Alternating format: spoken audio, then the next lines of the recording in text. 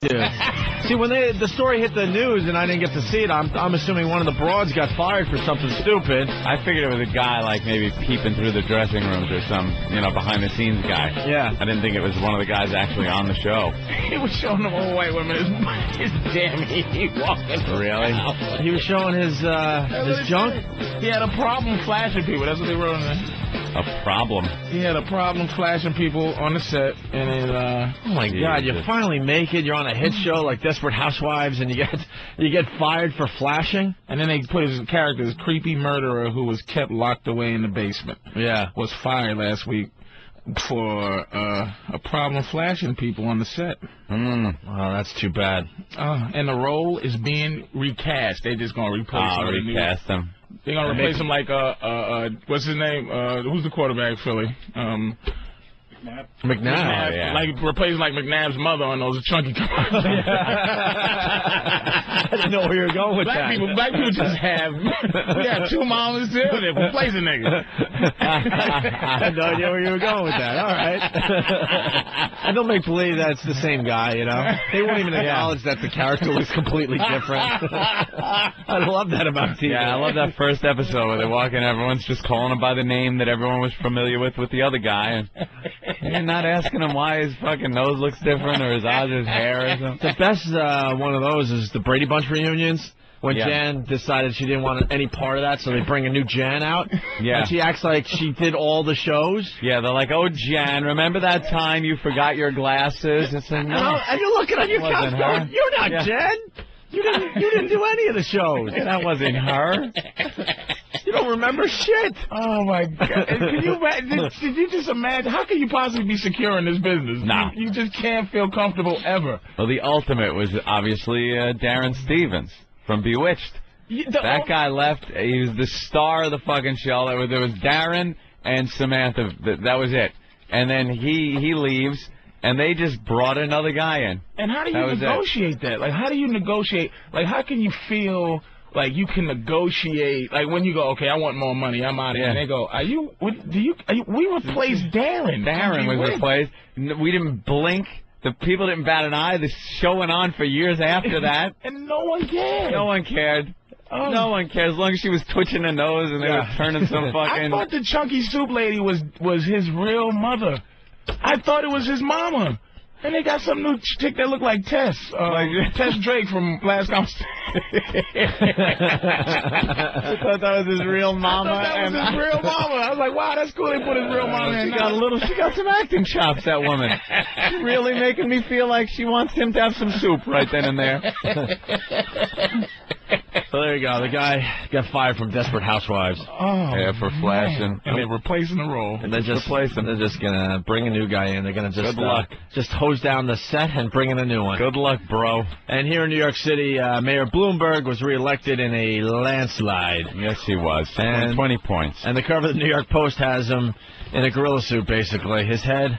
Well, I guess his head photoshopped on a gorilla. On King Kong. It's a King Mike. It says King Mike, the front page. Photoshopping is all the rage these days on the Internet. Yeah. You would think the New York Post could Photoshop this a little better. A little better, yeah. They popped his head on King Kong and called it a day. Yeah, that's a little weak.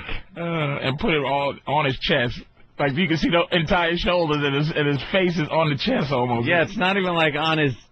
where his head would be. No. They didn't want to cover up new entirely in the New York Post. Oh, is that why you think? His head is poking into the actual headline there. Yeah. Well, that's kind of cool because he does everything like billionaire style anyway, so it's like, yeah, good. Yeah. Give him a little cheap. Whatever. Look at the crowd running away underneath, and you can see they put Farrar down there also. Running away from King Mike. Yeah, it wasn't even close. Just like I told Ben yesterday. Did anyone think it Ben was actually came on the air yesterday and was panicking. He's like, no, you still got to vote because now they're scared that it's such a runaway that... people are going to stay home thinking, he can win without my vote. Yeah, no, but that works both ways. Don't you think the people that were supporting Ferrer said, this is not it. We don't even have a shot. Might as well we don't have a chance. Nah, I think anybody that voted for him was pretty hardcore fan of his that was going out and vote. As far as Bloomberg goes, they thought he was going to win by about 30 points. He won by 20.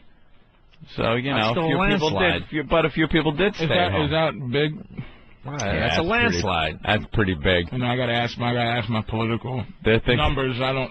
Is that big? Yeah, that's big. That's huge. 20% is humongous. 20% is pretty big. How many millions people that represent? I don't know. I think about 1,200 people voted. So that's it, huh? I don't know. Pretty big. Let's say hi to Chris in Michigan. Chris? Yeah, what's up, guys? Hey, what's up, Chris? Hey, replacing characters. Roseanne, they had one of the daughters. She wasn't all that hot, and they replaced her with the hot one. And they brought back the ugly bitch. Well, she had the original blonde daughter, and then they switched her out, and she's the chick that's on Scrubs now. Yeah, the hot one, yeah. Yeah, the one from Scrubs, and she was the daughter for a while, and then they brought the old one back. I guess she figured she wasn't going anywhere. Yeah. Came back, and they actually acknowledged that on the show. They made a couple of little jokes about how she looked different, doing her hair different, which was kind of funny, when they do actually acknowledge the fact that that's a different fucking person entirely. That's kind of funny. Yeah, right on. All right. And also in that other race, do we even care?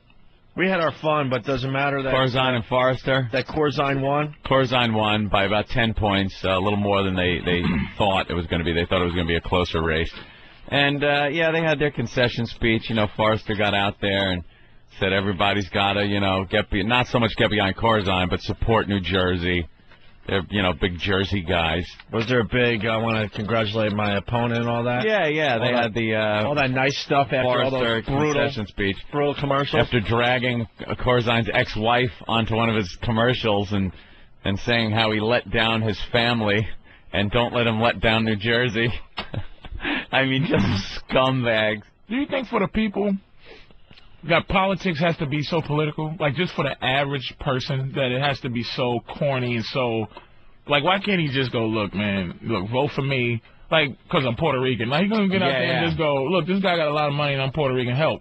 It's got to be... Well, Ferrer got out there and he was saying, there are two New Yorks and we must address both of them, not just the wealthy, like trying to bash Bloomberg that he's got all the money in the world and he's... not paying attention to the lower class or even the middle class. And Ferrar's whole platform was he'll unite all of New York. Bloomberg's done fine. It's not like he's really neglecting the poor in favor of the rich. The guy's got more money than God. He bought Magic Johnson. He does, yeah. And you can see Magic had nothing. He just was bought. Magic was like, I love this guy. People said I would never have a theater in Harlem. And now I do. Thank you, Mike Bloomberg. Starbucks I own. All right now. Yeah. He bought Magic. He had everybody down with him. How could Ferrer win? He did. He had the most beloved mayor the city has ever had. That was that dumb Koch there. Yep. He's loved. He's still loved. Oh, yeah. People love him. He had your boy down with him. Magic. He had all the unions down with him. Firemen, police. And Bloomberg was able to go uptown and talk to people without, people going bullshit on him. They actually were putting signs up for him in their stores. Talking about conspiracy, just clear my mind, fellas. All right, I know. I love how Patrice has some certain conspiracies. The black mind has to clear up conspiracies. Of course. I was watching this thing, and people said a lot of the support came from his response to the new terror threats in the subway. Oh, okay. Really? You see where the black mind is going in a minute. Mm-hmm. Do you think that Mr. Billionaire might have scuffed him up a little bit, might have had a little something so he can kind of it comes out to be a false alarm? Right. Well, we were very suspicious when all that went down about a month and a half ago. Let me tell you, I don't think that has to go over racial lines. They said that's a lot to do with his, how people feel. They felt like this guy... The city was in a complete panic thinking there was going to be a subway bombing or something, and then it turned out to be absolutely nothing. And he comes forward and puts the police out there and says, we're not going to cave in. And the ACLU comes in about the bag searches, and he comes up looking very strong, saying, screw you, man, we're searching, it's safer this way. Kind of looks powerful. People like that. Could that possibly be what I'm saying? I'm with you a little bit. It could. The only problem with a conspiracy theory is the conspiracy... in essence, its whole basis of being conspiracy is that you must conspire with other people. There's the weakness of the conspiracy, is the fact that there's other people involved that all of a sudden can open their You don't think Magic could have mustered up? Magic? You think Magic could shut up as long as he's been able to open up theaters and messages at the Magic Theater? Someone splicing in a frame of fucking Bloomberg during Doom. It's like support Bloomberg. Huh? What did the Russians say? I gotta go vote and get some popcorn. Feeling like, is it not possible? I think it's possible. I think it's absolutely possible. Is it insane that could happen? I think, though, some of the biggest conspiracies are so impossible because too many people are involved and they wouldn't shut their yaps. And somebody would have talked. Yeah, we all like to talk. I think the stories that come out where someone tries something and like 5 people come forward and go, this motherfucker just asked me to do this, or this motherfucker, he's a lying sack of shit.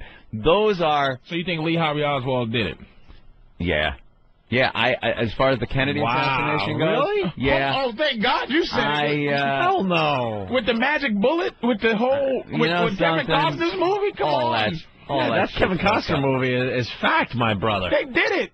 I watched an episode. They did it to us. I watched an episode of Cops just the other night where some guy is in the driver's seat of his car, some teen, he's like 13 years old, involved in some gang shit, and the cop, after they were trying to take him out of the seat, he goes over to one of the detectives and goes, there's a bullet right here on him. Don't lose it. It had come through his shirt, and it was just laying on his shirt.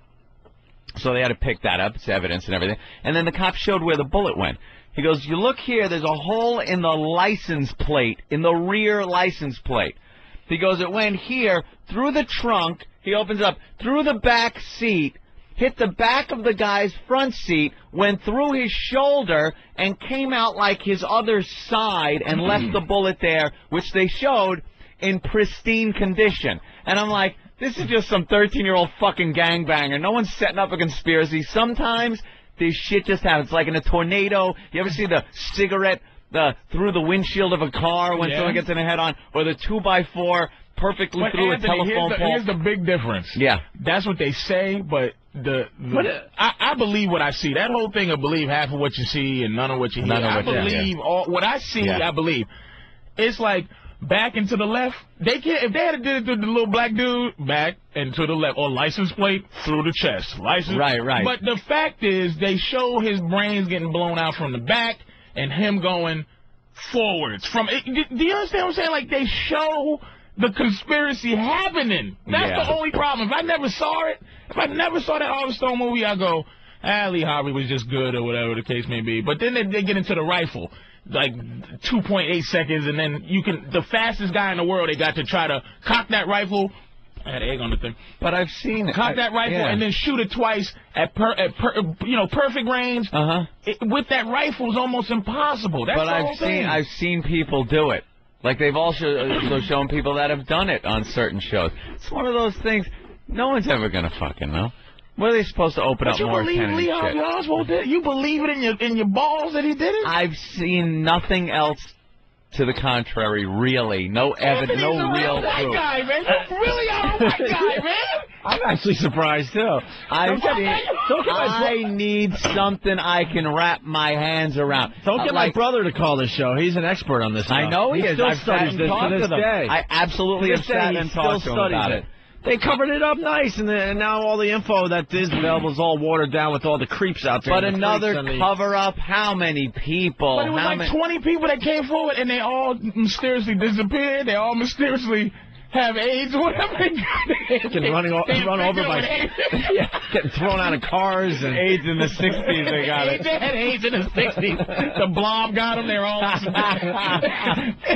can you not believe that, Anthony? Just on a... Okay, let's say, we just being hypothetical to the highest level.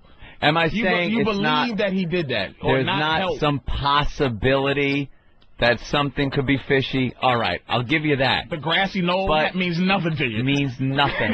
You know, so, we saw a puff of smoke. We saw a puff of smoke. Everyone was smoking. There were 5-year-olds smoking cigarettes back then. Could have just been someone puffing out a cigarette. Everyone smoked back then. I think the Mafia was so powerful back then they had him killed. The Mafia was very powerful back then. The Mafia knocked him off. Well, what about why wouldn't Oswald, a communist, have some problem with Kennedy and want him just shoot him? I think they just got him involved. That good old word Patsy. You don't believe none of that either. I'm not buying. They just got him involved. This motherfucker, how stupid and why is the do you Mafia have guy to be? killing Oswald? Why is the Mafia guy shooting him? Could you just sit up here with a fucking rifle? Don't shoot the president, but just kind of hang out up here with the rifle while we drive past. He might have been involved, but he was the patsy. He was like, okay, Lee, we're gonna do this. And why didn't he take the shot as the car's coming right at him, Anthony? Because everyone's looking at you. He waits for him to make that left turn. You know why? And I've noticed. And then shoots through a tree. Because everyone's fucking looking right at you when you're shooting as they're coming at you. Every eye in the motorcade is staring at that building, and if you pop up with a rifle, they could jump all over this motherfucker. You never get a shot. Why not take it when no one's looking? Let me tell you why. Jump on this guy. He found a great spot. I'm gonna tell you why. I don't mean jump on him. Jump on the president. Jump on. Now all the eyes are facing forward. All you got to do is look up at that window and see a gun and a guy. It's over, Johnny. He takes the little turn. You get him while he's turning, right after he turns. Now everyone's looking. You're not even in anyone's point of view. Did you pay attention to Donald Sutherland's scene in that movie? I paid attention. That's why I believe in it. The Donald Sutherland scene. Outside the Lincoln Memorial. Donald Sutherland's scene is why I believe it was a conspiracy. That's right. I have never read a thing about that goddamn thing. I said, some cracker killed another cracker. But when I saw Donald Sutherland's scene in that movie, I said, God damn, it happened. It's scary that you're getting all your info from movies. Oliver Stone movie, too. The Terminator's real, too, baby.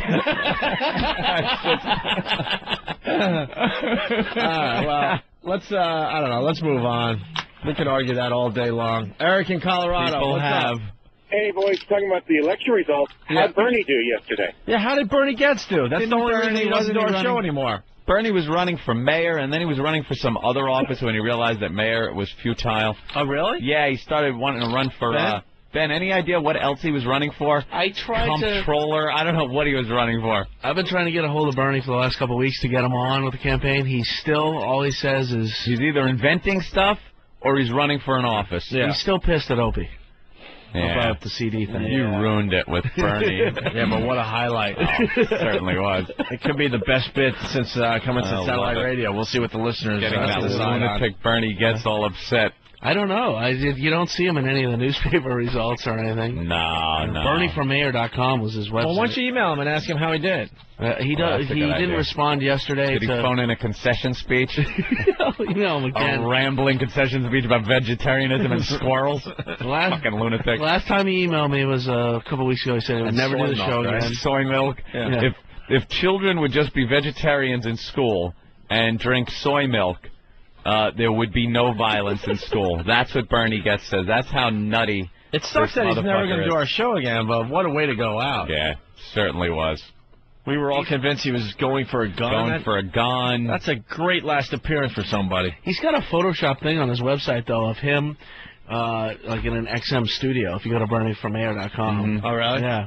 So, I mean, but he just doesn't want to come back here. Remember, he did come on the phone once after that.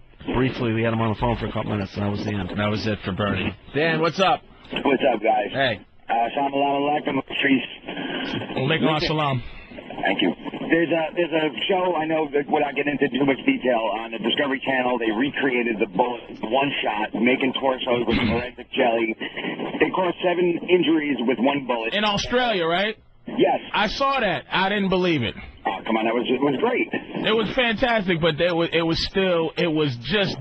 was perfect conditions. They put a brick here and a piece of steel there to make it happen. I saw that. It was great. But I still just don't believe a person could have did it with even the luckiest of luck and the skill of skill. I just think Donald Sutherland was right still. Donald Sutherland. Donald Sutherland. I just believe it happened, man. It was a conspiracy. That's great. Let's go to Mike in Massachusetts. Mike. Hey, boys. Hey. Hey, your old pal Charlie Menino, 4th term coming up. Yeah, Mayor Menino was reelected again. Damn. Another landslide victory for that motherfucker. Mayor Menino in Boston. So, he is 4 terms. Has he beat Kevin White yet? Of fucking mayors. Did he beat Kevin White yet? Can you play that going into break? Can you play that clip where he goes, the beyond, the bond? The beyond, where he's reading the stories to the children at school? Yeah. This mumble mouth fuck is just holding the office like a pope. Are you till he dies? Are you a Menino fan there, Patrice? You're from Boston, right? Yeah, I'm not a political fan of anybody's, but no. I just know the names. I know Kevin White was in office forever. Yeah. And then Menino, Ray Flynn. Oh, damn, that's how old I am, because I remember Kevin White, then Ray Flynn for a while. Flynn. And Menino has been going on. He's holding it. Yeah, he's been around. And just the corruption of you guys ran out of the goddamn Boston, right? And, he ran us out. He ran us out. That guy ran us out of Boston. And he's not even a Bloomberg type of mayor. He's like just he's a goofy fat dude, man. He really is. When we got in trouble for the mayor's prank, when we were doing Boston radio, all of a sudden, like, state troopers and stuff are following us around. It was creepy, man. Yeah, you don't want to mess around. It was freaking creepy for a while. Boston is what they call draconian, man. They do not F around, man. It could be the paranoia in my head, but it got a little creepy. There's no paranoia. There's no paranoia. Why is the state trooper kind of close to my house all the time? They don't have to pay attention to rules like the rest of the country does. Like, there's those southern states where there's the cops behind the big billboard, and they'll come out and crack your headlight. Hey, boy, you in a heap of trouble, boy, and bring you in. Put you in jail, no phone calls, no nothing till the judge comes and you got to pay the money. It's that stereotypical thing, and you wonder, how could this happen? Why don't you just call the FBI or somebody? Boston, same way. It's a southern city, man. It's a southern city in the north. There's corruption, there's nepotism. All the cops kind of all are involved in things. Well, that's why I remember the big dig. Remember the big bus thing years ago?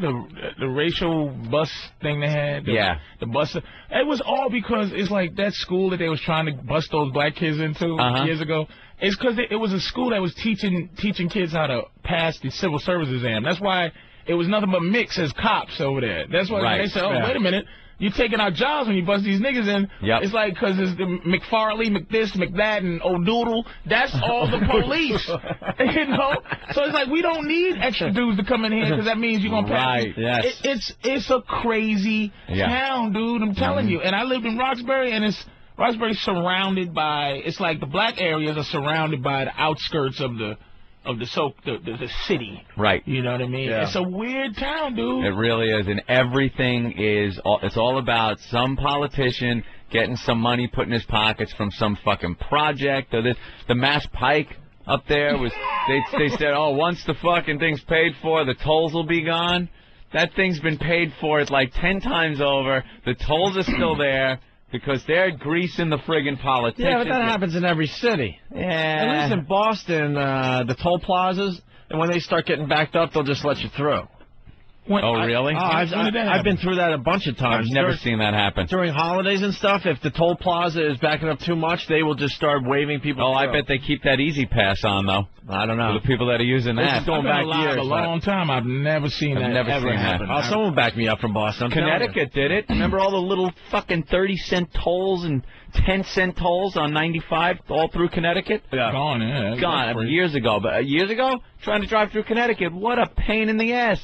Oh, Greenwich, a dime. Click. That was worth the friggin' half hour sitting in traffic. You do the Mass Pike to what? To come back to New York? What's the 91? 91? Yeah. So you go 80. The Mass Pike to 84 to 91. All right. So the toll plaza hitting 84, they will open it up during holidays. I've never seen it. Someone will definitely back me up on that. Ever. I've been up there a million times. I can't imagine that. By the way, I found the clip of the fine mayor of Boston. Mayor telling his bedtime story. Everyone could have fun with this because we call him Mumbles Menino. The guy can't talk. And this is the clip that guy just requested. Dear Farmer Brown, The barn is very cold at night. Dear Farmer Brown, the barn. That's the mayor of Boston. He was just saying like biatch. The beyond biatch. Who's going up against him? I can beat him. I'm going. You know what? I'm going to run for office. You're going to give it a whirl up there? Give it a whirl. Here's another. Good luck, if I can bro. stay alive. Yeah. Here's another clip. I also say, anybody who does this work is not for money. I don't do it for money. Let me tell you that much. Now, I see my friends and what they're doing in life. I say, my God. I grew up in the streets of Hyde Park. My father worked in a factory, so I wasn't born with a golden spoon. But that's why he keeps winning, man. People, they just love the people who vote. Just love that shit. Goofy. They love that I'm a working man horse manure. You know what I mean? It's just horse shit, man. They just, but you know, silver spoon in his mouth was supposed to be the line. You know who could win up there? Rich Voss. Let him talk. The people will be like, this guy is a bumbling idiot. But see, here's the problem with Rich. He won't admit that he's an idiot. Like he fights being an idiot to the end. He accepts being an idiot. Like I'm an idiot. Big buffoon. I'm stupid. And vote for the big dumb guy. Yeah, he's just dumb, but he got our best interests at heart if he's stupid. Yeah. Okay. All right, someone's gonna back me up here. Adam, what's up, Adam? Hey man, I want to back you up, Ob. I got picked up on the Mass Pike. I got like 4th of July. They just went right through. I'm telling you. Oh, yeah? Sometimes they open up the tolls when the traffic is backing up way too much. Dude, it was backed up like it was backed up miles. Right. And then all of a sudden you get to the toll plaza and there's someone in there just waving you through. Just trying to clear it up. I swear. Oh, well, bless their souls. We got more Mumbles Menino clips here, Anthony. These are new ones that we've never played, by the way. Nice. Let's listen to this one. You elected me 3 times. Now 4. So you know, I am not a fancy talker. That's for sure. He's getting big laughs for being self-deprecating. Self-deprecation. That's classic hacky comedy right there. Yeah. Hey, folks, my stomach. Oh, hey, all fat people. That means that's saying. Let me move the mic so you can see me. That old gag.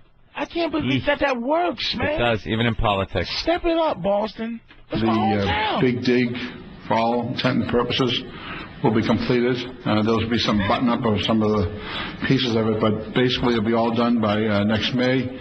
It will not interfere with the Democratic National Convention. And now if you're coming from western part of the state, say out in Newton, that area, you get into the city of Boston within 10 minutes now because of the tunnel that'll take you right downtown. Great. For all intended purposes. Intended. For all the purposes that are in a tent. I love saying that to my girl. Oh, I'm going to suck these for all intended purposes. Listen to what he says here. Washington refused to learn from cities that when they cut these programs, people who can't find shelter end up homelessness. Homelessness. End up homelessness. People that can't find shelter end up homelessness. Now, this doesn't sound like sometimes. It's just no way that people are voting for this guy. No. Like, why he's talking like that. Something's happening. Conspiracy. There's a conspiracy. Do you believe in that? How does this guy hold office for this long when he can't even speak to his constituency? You know, if that's somebody black, he has to make one mistake. Oh, my God. And I'm going to tell you, folks, that I ain't playing around. Did you hear that nigga man say, ain't stupid? He's gone. Listen to him. For all intended purposes. You know, I don't want my politicians to talk like gangsta rappers. Can you imagine? Yeah. This guy's just an idiot. Ladies and gentlemen, the committee and I will reach some sort of a decision. If we have not reached a decision by then I will possibility of appointing an acting police commissioner. I will possibility of... I don't even know what he's saying anymore. This is the mayor of Boston. This can't happen, man. Shouldn't there be a checklist, and the first one should be you should be able to speak well in public? I bet you if you walked around Boston, no one said they voted for him. Right. Like, did you vote for Menino? No, I didn't. Who voted for him? I don't know anybody. Who voted for that? Who voted for him? Okay, the people who did vote, Why? Like, what is the charm behind this mumbling nonsense? Let's say hi to Paul on Long Island. Muttering. Paul. Hey, Hey. Yeah, also during rush hour, they let you fucking drive in the shoulders, like in 95. Yeah, they open up the shoulders and everything. That's great. They're all about trying to move the traffic along up there in Boston, I'm telling you. Well, that's Connecticut, really. All right, thank you, sir. Here's another clip from Mumbles Menino. The reason we don't have porta potties is because of the large crowds, what's happened in the past, they knock them over and they use them as weapons, and they put it's a safety problem. So we have, we have several public toilets at City Hall, both in the lower level and the entrance, and they could use those facilities also. There's a school department next door which has a public facilities also, and so I think I'd rather err on the side of safety than accommodations. They're using porta potties. Porta potties. The reason we don't have the porta potties is because they're knocking them over and using them as weapons. Have you ever seen anyone use a porta potty as a weapon? Yeah. The Juggernaut? Oh shit! The Juggernaut's going to use the porta potty. How is that even possible? Can you imagine some type of terrorist threat in Boston, man? And Menino's the dude. That you got to rally against? Rally behind? The Arabs. How did you get the guy that was, the mayor of Boston, when the planes fucking came from Logan, gets reelected?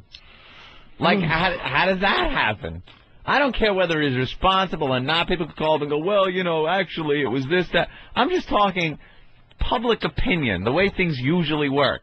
For politicians in charge, and you're in the city that they got the fucking security just, yay, wave him through. But he's a good person to have to take any heat off, because it's the pyramid thing. I'm just an idiot. Yeah, everybody above him can do whatever they want when we're sitting here talking about what a fool he is. But it's like, who's above this dude that's actually doing some white stuff? Doing some white stuff.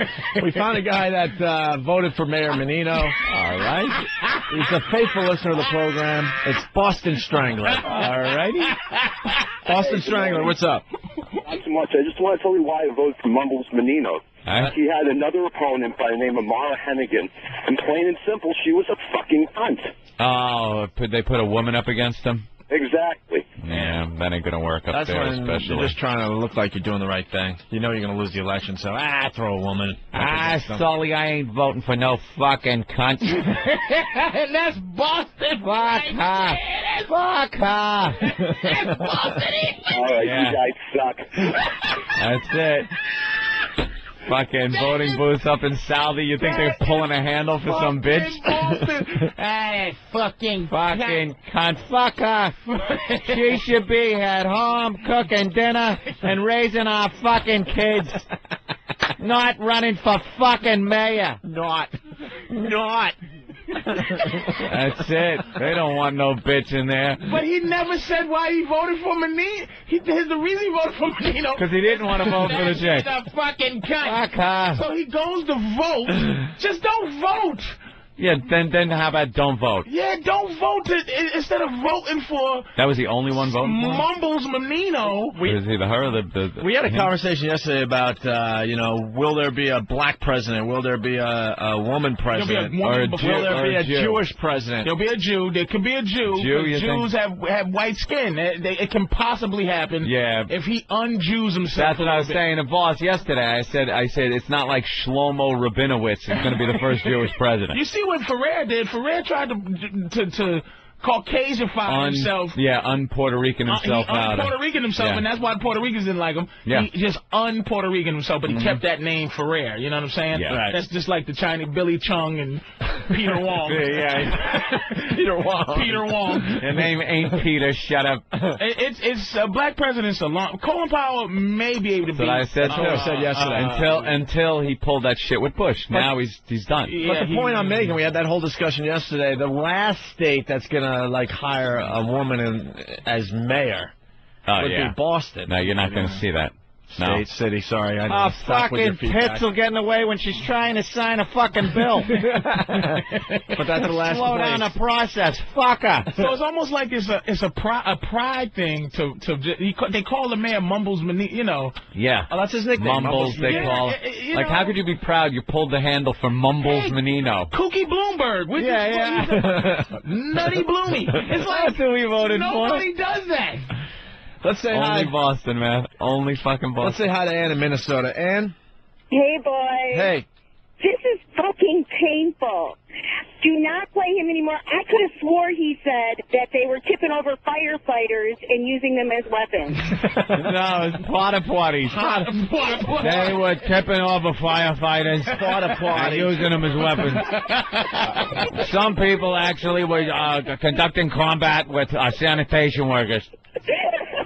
Yeah, we haven't done this bit in a while. We got a few more new ones to play. Here's another one. Mumbles Menino up there in Boston. Together, we can beat prostate cancer. Oh, my God. He didn't say prostrate cancer. I think he said prospect. He didn't say prospect. He said prospect cancer. That was prostrate. Together, we can beat prostate cancer. Oh, okay.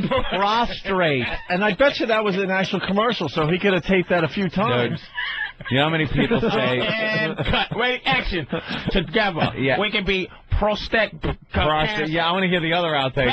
Cut. If prostrate's the one they used. You can't call him man. You fucking idiot. Together, we could be porcupine cancer. Fucking dolt.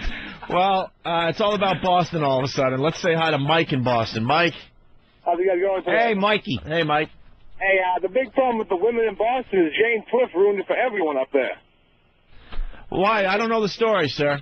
Jane Swift was the governor before Mitt Romney had a kid and was out for like 3-4 months. Oh, yeah. Oh, yeah, she got into office and then she ended up taking maternity leave. That's right. Yeah, you can't. That's a long time. Right, Hey, okay. Patrice, why don't you run for mayor of Boston? Because I'll get shot in the face. Yeah, that'll work. You going to vote for me? Where am I going to go? Go to Southie and Newton? Just be goofy. Hey, I'm running for mayor. I got to mumble. Let's say hi to... Last bitch couldn't even hold a fucking job down. She had to go on maternity fucking leave. Stupid. Couldn't keep her fucking legs closed. She's got to get knocked up. Can't even finish the goddamn fucking job we voted her in for. Fuck her. Fuck her in a fucking cunt. I'd rather vote for fucking Mumbles. I'll vote for fucking Mumbles Menino before this whore who can't keep her fucking legs closed. Finish the fucking job, then open your fucking whore legs. You think Boston would vote for a black person or a woman first? That's a tough one. That's really a black one. mayor or a woman mayor? They love their racism Any third up there. candidate you could throw in Racism is there. delicious up in Boston. Racism is alive and well in Boston. I know my motherfucking racism, baby. Racism and sexism. Oh, it is huge. It is amazing. You go downtown Boston, you don't see a black person anywhere. You do see black people go downtown, but not it's many. a weird town. And then they got the Jewish people in their area. They got the Irish in their area. The Italians over here. The blacks over there. Boston everybody has a town. Yeah. It's like and you don't cross over. Usually everybody lives in New York. Everyone lives together. Yeah. Then there's towns you can go to. If you want to go to Harlem, you go to Harlem. You go to Chinatown. You go down to Canal Street. But the city itself is like mixed. It's all mixed. Everyone's walking from one area to another. Boston is black town, white town, every town. There's nothing's mixed. Set up like medieval times with castles and fucking moats. Oh my God! And I love it because that's where my family and friends. I love the people there, but that town, man, it's separate. It's a motherfucker. Brian in Georgia. Yeah, Opie, you said Boston was going to be the state to have a female mayor? Listen to the replay. I corrected myself quickly. You got to correct yourself 3 times. I have to correct myself for the again replay, for Brian. Yeah. I got it out. I said, stop with the feedback. I meant city or whatever I said. All right. Thanks, Brian. Archie Bunker used to say prostrate. Oh, really? It's like it's kind of a joke thing to say as a prostate. Geez, my prostrate there. You don't say it as a politician trying to get support for the disease. Let's say hi to Kevin in California. Kevin? Hey, guys. Hey. Hey, I live in California, and I've never seen this guy before, but every time I hear his voice, I picture Peter Griffin from Family Guy. That's what he looks like. Yep, he looks just like him. I think Family Guy, yeah, that's where they got the character from, because those guys are from that area. Yep. Right, punching out. Thanks, Kevin. Let's say hi to Joe in New Jersey. Joe? Hey. Hey. Morning, boys. What's up? I was just thinking, if Patrice ran for mayor of Boston, it'd be like the perfect remake for Blazing Saddles. Oh, yeah. It is true. The man.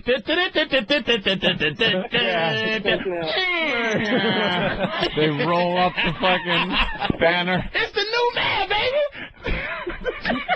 I'm the new mayor of Boston. What's up, baby? Give it up for yourselves. Give me a big round of applause. I'm the new mayor. I'm going to watch that movie again tonight. And ain't it a fine day today? Any white woman that cook me something to eat? Because I'm an unmarried man up in this bitch. Any of you white bitches in Boston, I'm hungry. That is just a one-of-a-kind city, and one of those man. Pope glass, those bulletproof Pope things. Yeah. Now you hungry, man? Listen to me now. Ain't no more big dick up in this motherfucker. People with their jaws on the ground. What the fuck is this shit? Is this thing on? You hear that? That microphone. Pat from wherever you are. Pat, go ahead. Hey, up in Boston, if you put a black guy against a white girl, that's when we stay home and not vote. Yeah, that's when no one will vote. That would be some shit. Come on, man. Who would you vote for? Tell the truth. I got qualified man, qualified black man, or qualified white woman. I got audio of Election Day. If that went down, here's the audio. Oh. We're here at the polls, waiting. There's 3 minutes left to vote, and it's anyone's race. Just need one person to vote. With 0% of the votes in, we have 0-0. Come on, it's just going to take one person. Well, there are still a couple more precincts that need to report.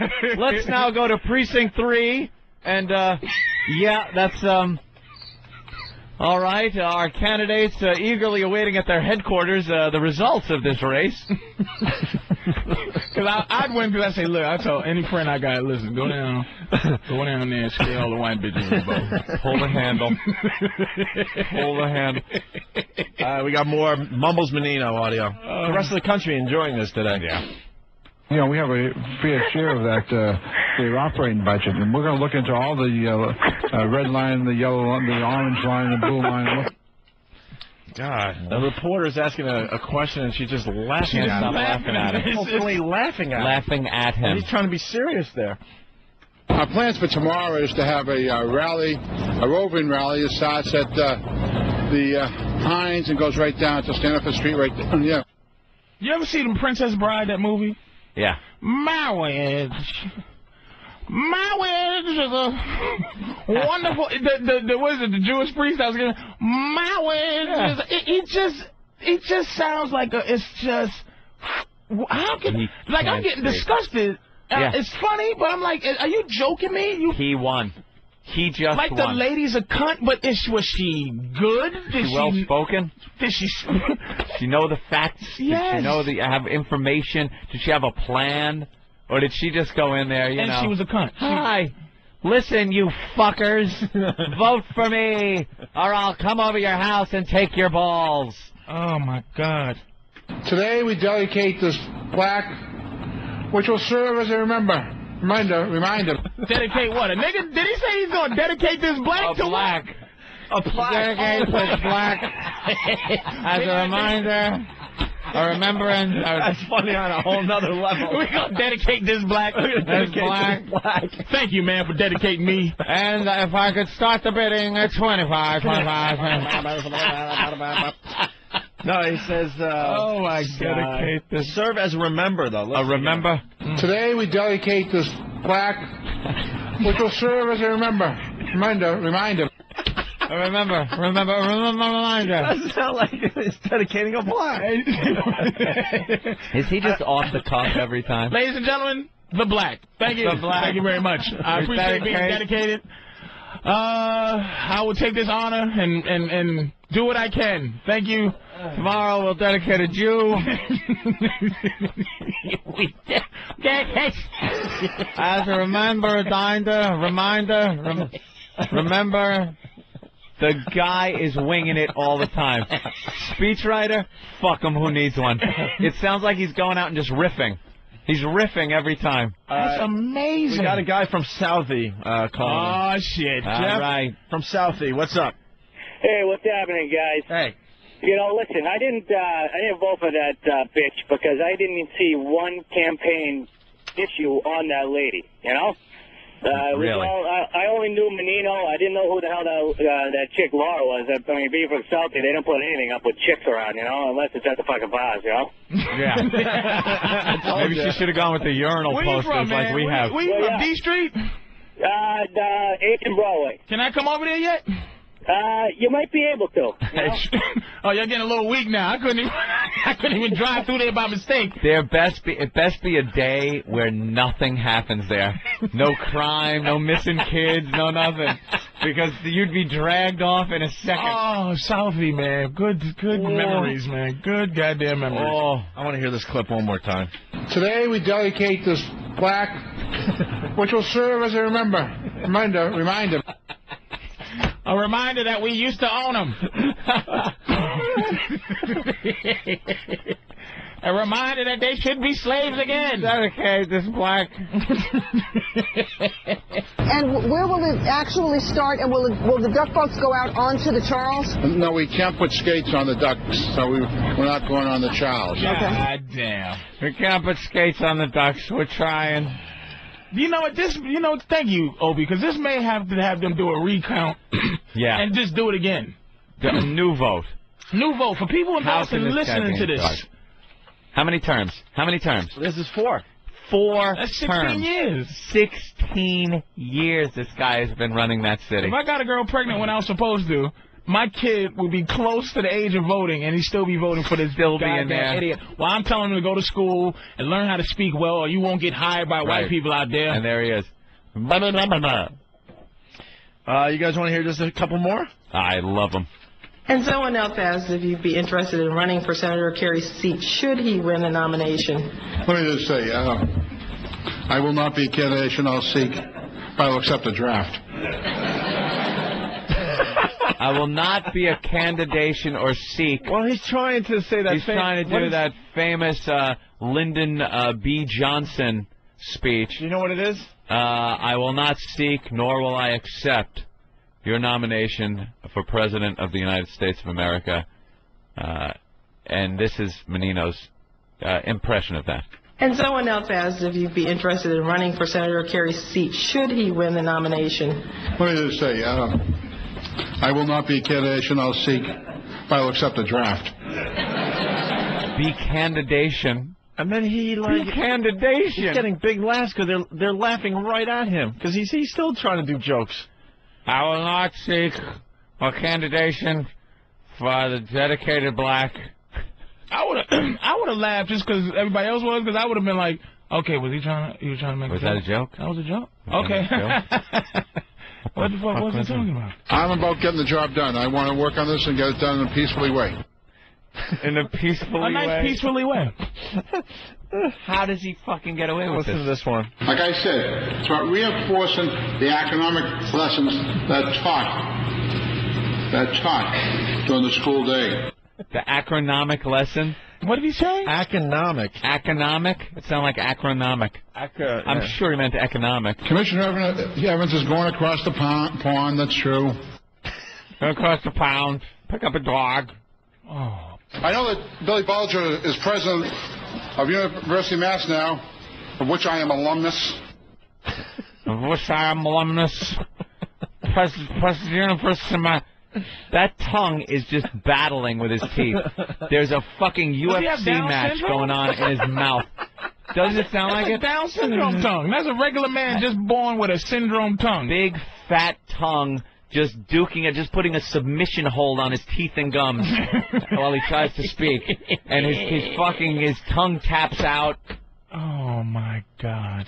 You go to any neighborhood of Boston, there's artist living space, artist lofts. There's so many parts of this, the color, the architectural, the media part. The color, dude, was going to say one? I think so.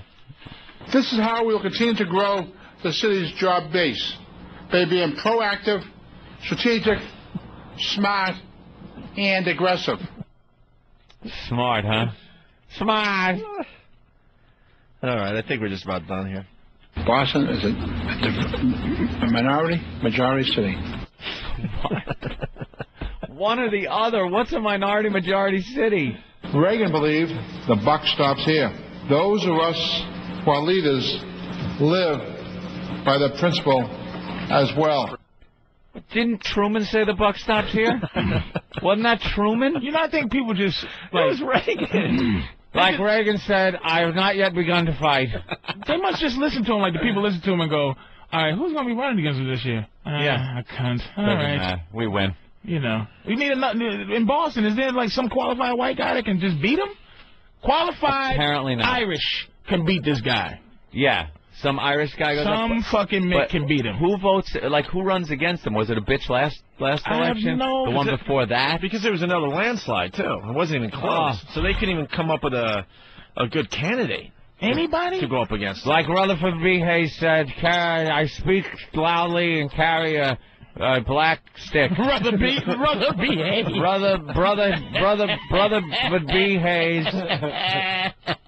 Well, if there's 911.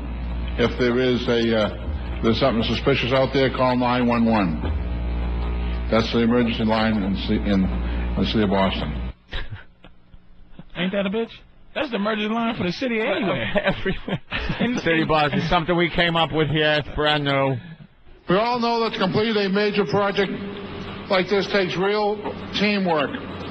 So let's start by thanking our federal and state partners along with our congressional delegation for standing by us. Delegation. I think that's delegation, isn't it? Delegation. He talks like Popeye, the delegation. Well, the big Stigs is almost complete. I want to move on, but this stuff is too good. It's crazy. Listen to this one. We got big problems. AT&T, they're sponsoring, this whole summer program with me, and you want Sprint to come in and doing something. They do diddly dunk. They do diddly dunk? Diddly duck? Dunk? Dunk. All right, I guess we're done. That's a harsh one. Fuck, man. That's some good shit. That's one thing that really fries my nose. Fries my nose? Fries my nose? Oh, goodness. Yeah, hope burns eternal in Boston, and every year we start off, we hope for a World Series championship. Last year we got to the 5th game, and maybe this is the year. Of course, he's got to talk about the Sox. I have did my duty, and I did it last Tuesday, Matt. I can't believe I'm ahead of the schedule. He did his duty last Tuesday. All right, you got to end up on an up note, so here you go. The vice president is saying is tightening the intensity, it seems, a little bit here. What's your level of concern? Well, our intelligence unit is working with the state, federal officials, keeping us informed if there's any heightening of our security in the city of Boston. We're working with the federal officials to give us the information that we might need. Do you think they're playing politics, sir? I'm not saying they're playing politics. I don't have the intelligence they have. Yeah, well, no you shit. certainly don't. All right. Well, congratulations, Boston. Yes. Boston, Mass. There he is. There's your man. There's your man. It takes me leaving Boston, like moving somewhere else to just go, wow, man. What the fuck? I would have been such an activist if I gave a shit while I was there. If you cared. You know? Hey, at least it wasn't that fucking cunt. That's all I'm saying. Menino, he might not be the best guy for the job, but he doesn't have a fucking cunt. That was her thing. That was his paid for by Menino. Yeah. Don't vote for her. She's a cunt. Paid for by friends of Menino. Paid for by. Let's say hi to Ray in Texas. Ray, what's guys. up? Hey, Ray. Hey, guys, how you doing? All right. Hey, guys, can you keep Patrice there? I mean, the show is terrific with him. I'm not trying to dog Jimmy out or anything, but I mean, Patrice is great. The show is great with him. We love having Patrice on. Yeah, Patrice is going to be in the rest of the week there. So. And when Jimmy abandons ship and leaves us, I'll replace him, and they'll just replace Jimmy, and I'll be the new Jim Norton. That's right. They'll call me Jim Norton. Jimmy. It happens on TV. Give it up for Jim Norton. It's the radio. Fuck it. What's up, everybody? No one's saying that. It's Jimmy Norton. When Jimmy eventually moves on, yes, that's exactly what we'll do. Jimmy will have a successful TV show. No time for the radio. We'll just call him Jimmy Norton. Flashing somebody somewhere. He's gonna look at how we brought the whole first break all the way back around. Right around. That's what we do. That's why we're brilliant. Will he have an end as credit? Huh? Will he have the Hold on. Ray, hold on. We're saying something here. End as credit and Patrice O'Neal as Jimmy Norton? Will it be a credit like that? Because no, we just gotta make believe. You would just call him Jimmy Norton. Yeah, we gotta just make believe he was here the whole time. Okay. We'll play some type of goofy sitcom music. Like I'll come in like the Flintstones. And we can reference old shit that Jimmy actually did, and you can talk about it like it's familiar to you. Yeah, like I remember that. Oh man, remember that hooker peed on you? Yep. Yeah. Yep. That shit was a bitch. All right. Punch it out. Thanks, Ray. Well, Patrice will be in the rest of the week here. With that, we should take our first break. Oh, go to Dirk? Yeah, all right. In honor of Anthony's little impression there. Oh. It's a great new impression. The dude from Southie. Oh, please. So they used to live next door to that fucking guy. Why don't we play this and we'll continue? Oh, man, you're onto something, Anthony. Oh, Jesus Christ. I forgot what movie I went to see. It doesn't really matter, but I saw that. The whole theater was just staring in disbelief at the screen, going, what the fuck? They expect to make money off this movie? I'm watching movie trailers last night. And those two actors in the movie, what were they thinking? Well, they need a part in a Hollywood movie that bad that they're willing to do this shit? I'm watching movie trailers last night. Every so often go online and watch them. Got a nice high-definition monitor on the Mac. You get the movie trailers, like, real good sound and everything. So I watched King Kong, which looks like it's going to be pretty damn cool. Peter Jackson knows how to make those kind of movies. Aren't they going back in time for that movie, too? Yeah, I love the fact that they're not trying to update the shit and make it like New York now. And it's going to be like New York in the 40s be the 30s. Or something? Yeah, 30s?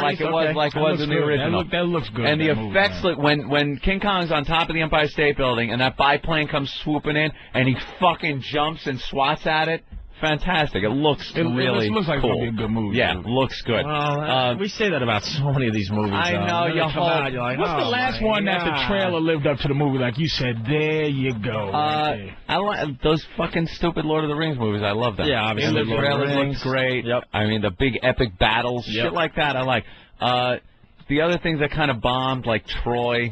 I was like, that bombed. It looked like it was going to be a good, epic thing. Anything with that fucking Colin Farrell in it now. Oh! You know, there's another one. It's going to be where they come to America, meet the Indians, and, of course, the little battle going on. Yeah, and that looks like, I go, ooh, this looks like it could be good. And then I see him in it and go, bap. Bomb. Alexander. It's going to suck. Alexander. What the fuck was that about? With that Russian. She's trying to do an act. There's gayness going on between him and his fucking butt buddy there. But speaking of gayness. Yeah. So I'm watching the trailers. Because I was in a movie theater. It was a sold-out movie, and people were giggling and looking at the screen just horrified. Like, what? They're going to attempt to make this into a big moneymaker? Yeah. So, what's the name of the movie? No way. I don't even know the name. Name of the movie, the cowboy movie. It's the cowboy movie with the two gay guys. Gay cowboy movie. Gay cowboy movie. It said gay men have the most disposable income in the world just to do anything. And they'll go see this movie. And it'll make enough. Because it probably costs $6.08 to make. No, this looks like an epic. They got, like, big stars in it. An epic gay movie. Well, epic meaning, on the grand scale. It looks like they really went all out for this high movie. production value. Oh, yeah, this is high production. So my chick tries to trick me. She goes, oh, put in the trailer for this. It's here. And that, thinking because it kind of starts out looking like it's going to be a Western. Brokeback Mountain, it's called. Brokeback Mountain. She goes, put on Brokeback Mountain. That's a porno. I know. I'll break your back, But it starts like, all right, another cowboy flick. Or yeah, that's how the trailer starts. These new westerns. And I go, oh, it's the gay cowboy movie because I had heard about it. And she starts laughing her ass off like she was trying to trick me to watch until it gets to the gay parts.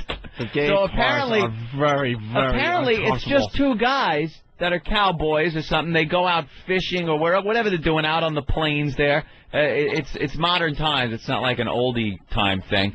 And they apparently have girlfriends or they're married or something. They're doing this on the DL, I guess. Oh, so it's the DL or something. Well, they don't know, I think. So they hook up, and all of a sudden there's some gayness going on between these two cowboys around the campfire. I hear this film is full of like just about the hardest core gay sex regular. America's not ready for this as a country. No, man. No. Just being in a packed movie theater when the preview came on, you could tell America's not ready for this movie. Okay, me and my friends at some point in my life would have stood outside and pointed, we went to see this movie, you faggot, faggot. You fag, look at that shit. You went to see Brokeback Mountain?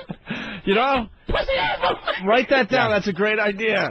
Opening night. Just send somebody. Yeah, you went to see Brokeback Mountain? You faggot. You mother. No, you don't interview the obvious ones. You interview the guy that's with his chick. Yes, chick. Why are you here? Why are you even here? She dragged you here to see this fucking movie, you pussy whip motherfucker. Did you make a deal with her to go see Bushface Boulevard, bitch? Can I go see some lesbians? Yeah, where's the dyke movie? Yeah, you try to drag a chick off. What you get in return is what I want to know. But a real dyke movie would be Dyke. So this English comic said the funniest joke is like, people think we want to see lesbians have sex. He said, no, we want to see pretty girls. Right. Pretty if it was girls. a lesbian movie, it'd be a bunch of, flannel shirts and crew cuts. Rosie O'Donnell's, you know what I mean? No. Who's in this movie? There's that guy that's just in Jarhead. Heath Ledger. No. It's Heath Ledger and the guy in Jarhead. Jake Gyllenhaal? Yeah, that guy. And him and Heath Ledger have some heavy gay sex scenes in this. Hey man, you would think Heath Ledger has a ton of scripts that he's reading. No? No, Heath Ledger is but the other guy's up and coming now. So this is what happens when you fall off the Hollywood map. Well, you start this considering is these advice. roles. You can tell this is advice for Jake, because he plays. It's to show, because they're trying to make a push for this guy that to be a star. He's diverse. Now he's in Jarhead as the ultimate dude. Yeah. Now it's like with some good timing, he's gonna come out as the ultimate, the gay movie. You know kind of thing going on. I bet you his people had that all figured out. Look, you want my boy to do the gay movie? He's doing Jarhead too. Oh, you think that's it? Oh, without a doubt. Because at least he could go like, look over here, I did this as well. Hello. So the trailer starts off. Always makes money. Like, that's why I played a sissy in the cut. You certainly did. I was a sissy just because I go, now I'm a thespian. I'm just a fat sissy. Look at how versatile I am. The movie was a flop. I'm just a sissy on film for no reason. For no reason. You see The Rock did it. The Rock did the sissy and a retard is classic Oscar kind of situation. It's a resume stuff. Tom Hanks, the whole thing. But that was like silly sissy. I mean, they're taking this like very. This is a drama. The way this starts is like a cowboy movie or something. It's two guys. They're out there riding. They're hanging out, and then all of a sudden, see, I had no idea when I first saw the preview. So I'm like, all right, whatever it is. All right, let's see what this is about. And then all of a sudden they're by the campfire, and then they're laying down. They're spooning. They're spooning by the campfire with one guy's arm over it, and then I went like, hey, wait a minute. I was thinking, hey, did he get bit by a snake? Maybe it's cold and they do that thing. Do you think during filming, because you know how Mr. and Mrs. Smith, you know how these motherfucking actors always fall in love? You think during like the cuts when they go cut, like one of them goes, all right, get your motherfucking hand off me. Fuck off me. If you don't take your hand, he said cut, nigga, you better stop that method acting shit. I'll kill somebody up in here. You'd have to have every girl that you're sleeping with on the set. On the set watching, so you can just look at her and go, I'm fucking her, people. And cut. Come here, bitch. Yeah. Come on. Start giving me a hand. Now, you see, Jake, this ain't happening. Which actor went like 1 second too long? Too long? Where the other guy's like, what the fuck? Is he into this? The Stanislavski method? And then they show him back home with their girls. Yeah. Apparently, wives maybe even, because I don't know. One of them is having a kid. I think this takes place over many years. Over the course of some time. Because then every year they go out. They go out and do this fishing trip. I think it's where like they get that old to see movie. each other. Seems like old times. Yeah. Where Alan Alda, I think it was Alan Alda, gets together with that broad once a year and then goes back to his regular life. But then some people start getting on to what's going on, and the wife is like, I don't think you're fishing up there. And other people, I think apparently one of the guy's fathers maybe or some adult figure is saying, his suspicions. And there's one scene where one of the guys takes the other guy's shirt on the hanger, and he's hugging it and smelling it, and that's when I just lost it. How are you going to promote this movie, man? Now Heath Ledger. Oh God, no! What is this? Oh, what are you showing? What is this? It's clips from the movie. Oh, that's from Jarhead. Oh, all right. Is he dancing around naked in Jarhead? Oh, I think he might be gay. Heath Ledger, I can see though. Heath Ledger was in trouble. He did. What did Heath Ledger do? That King Arthur kind of. It was a rap after that. It's like to the Mel Gibson movie. That was great. What was the Patriot or whatever it's called? Oh, he was in that one years ago. That was a long time ago. No, he did another period piece where he's like, a knight or something. Yeah. This could be a good movie for Heath. Through. I don't know. This is, what movie? This the star should have been Heath Ledger and Eric Roberts, like guys that it really could help. To be like, wow. Eric Roberts, where's he been? Or who's the guy they bringing back now that got all swelled up from drinking and stuff? Oh, man, Mickey Rourke. Mickey Rourke. Like, just because Mickey Rourke's on the comeback trail, that's what I'm saying. This is like a comeback movie. This is not a I'm a star right now movie. You can't put Mickey Rourke with, like, Heath Ledger. That's more of a father-son sex fetish thing. But that's kind of cool because people go to see Mickey go, come on. Yeah, there's got to be two guys the same age. Kind of young, kind of gay. I'm not homophobic, man. I am not a homophobic guy. But you know the thing that bothered me about the homosexuality is not it's the loving of a man, like the loving tenderness to another man. But I can never. If you with the internet, you're constantly being bombarded with pornography, gay, straight, bestiality, everything. I could click on something. And, if it's a guy just slamming some guy in the ass and he's, you laugh. It's funny. It's like, holy shit, what the fuck's going on? But I squirm more at that guy hugging the shirt and smelling it and like a tear coming out of his eye. That tenderness. Or a gentle kiss. That gentle, come here, there's something in your eyelash. Yeah. Let me blow it out. Come here, baby. Like, nigga, if I'm going to be gay, I'm going to be a manly, like, come here, there's something in your, you got some crud in the side of your eye. Yeah, come here, there's something in your hair. Let me punch it out. It's going to go from working out to just ass sex. There's no cuddling. There's you feel like fucking? Yeah. Come on. No smelling of the shirt. No, and it's not going to be tender sex. A date. You know what I mean? It's just going to be ball slapping. Right, no soft back of the hand rubs. It's no cupping the chin with your hand and professing your love to a mustache. It ain't happening like that. Hey, Frankie from Whackbag. Frankie. LP, get your movie straight. Seems like old time. Chevy Chase, Goldie Hawn. Yeah, okay. But what's the Alan Alda movie? I'm trying to remember what the hell was it? Yeah. You know the movie I'm talking about? I know the movie you're talking about. I know it also. It's not Ordinary People you're talking about. No, it was a movie where Alan Alda went out to the country with this girl same time every year. What the hell was it called? I'm sorry about that, Frankie. You're right. All right. All right, man. Josh in Colorado. Josh. Hey, man, I was just commenting. This looks like a total push to just get a nod from the Academy. You think? Yeah, it's this Academy Award thing, man. Oscar attention. Yeah. What year was that about? I don't know. It's got to be 70s. Really, that long? He's willing to do anything. I think it was Alan Alda. Now I'm...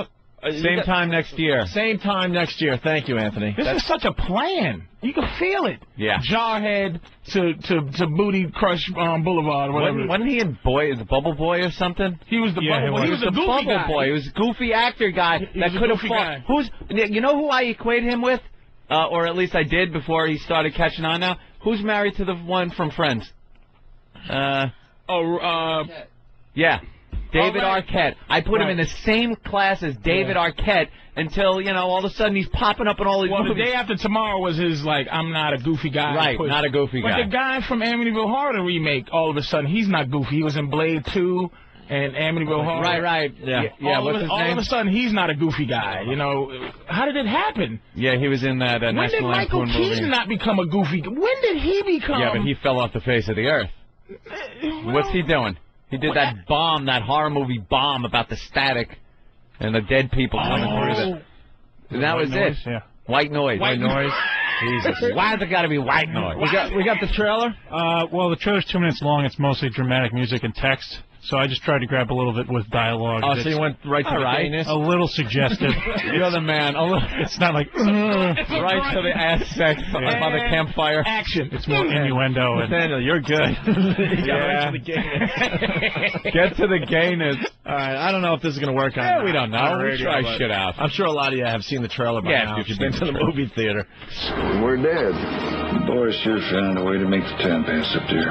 You don't go up there and fish. You don't know nothing about it.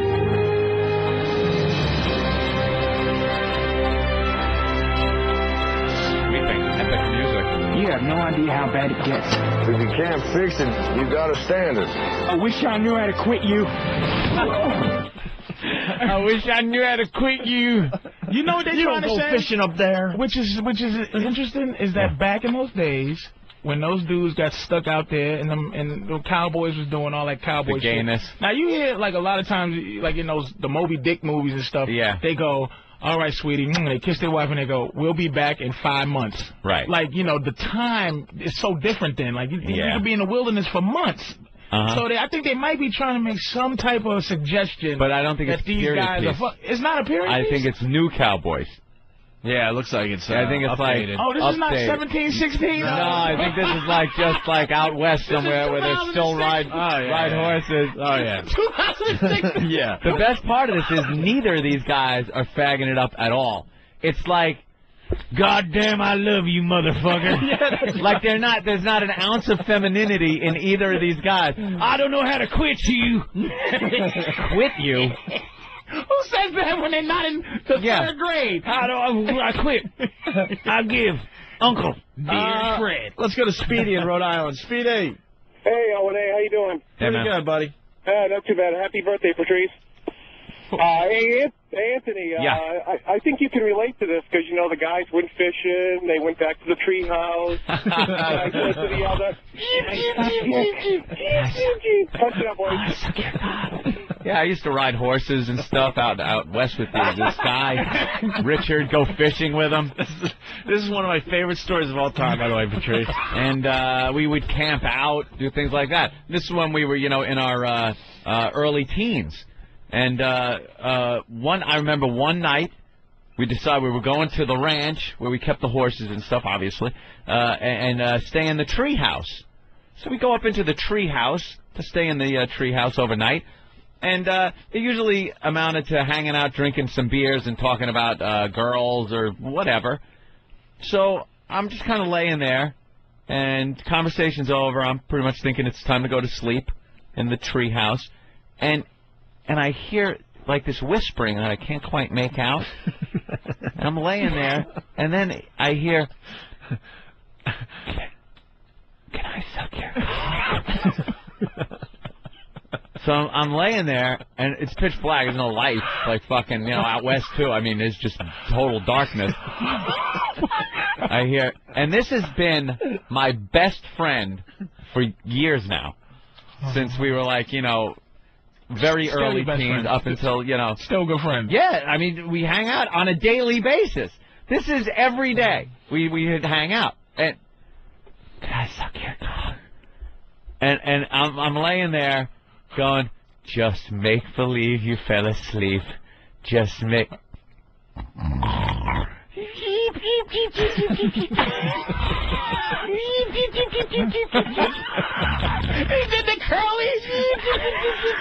I was hot.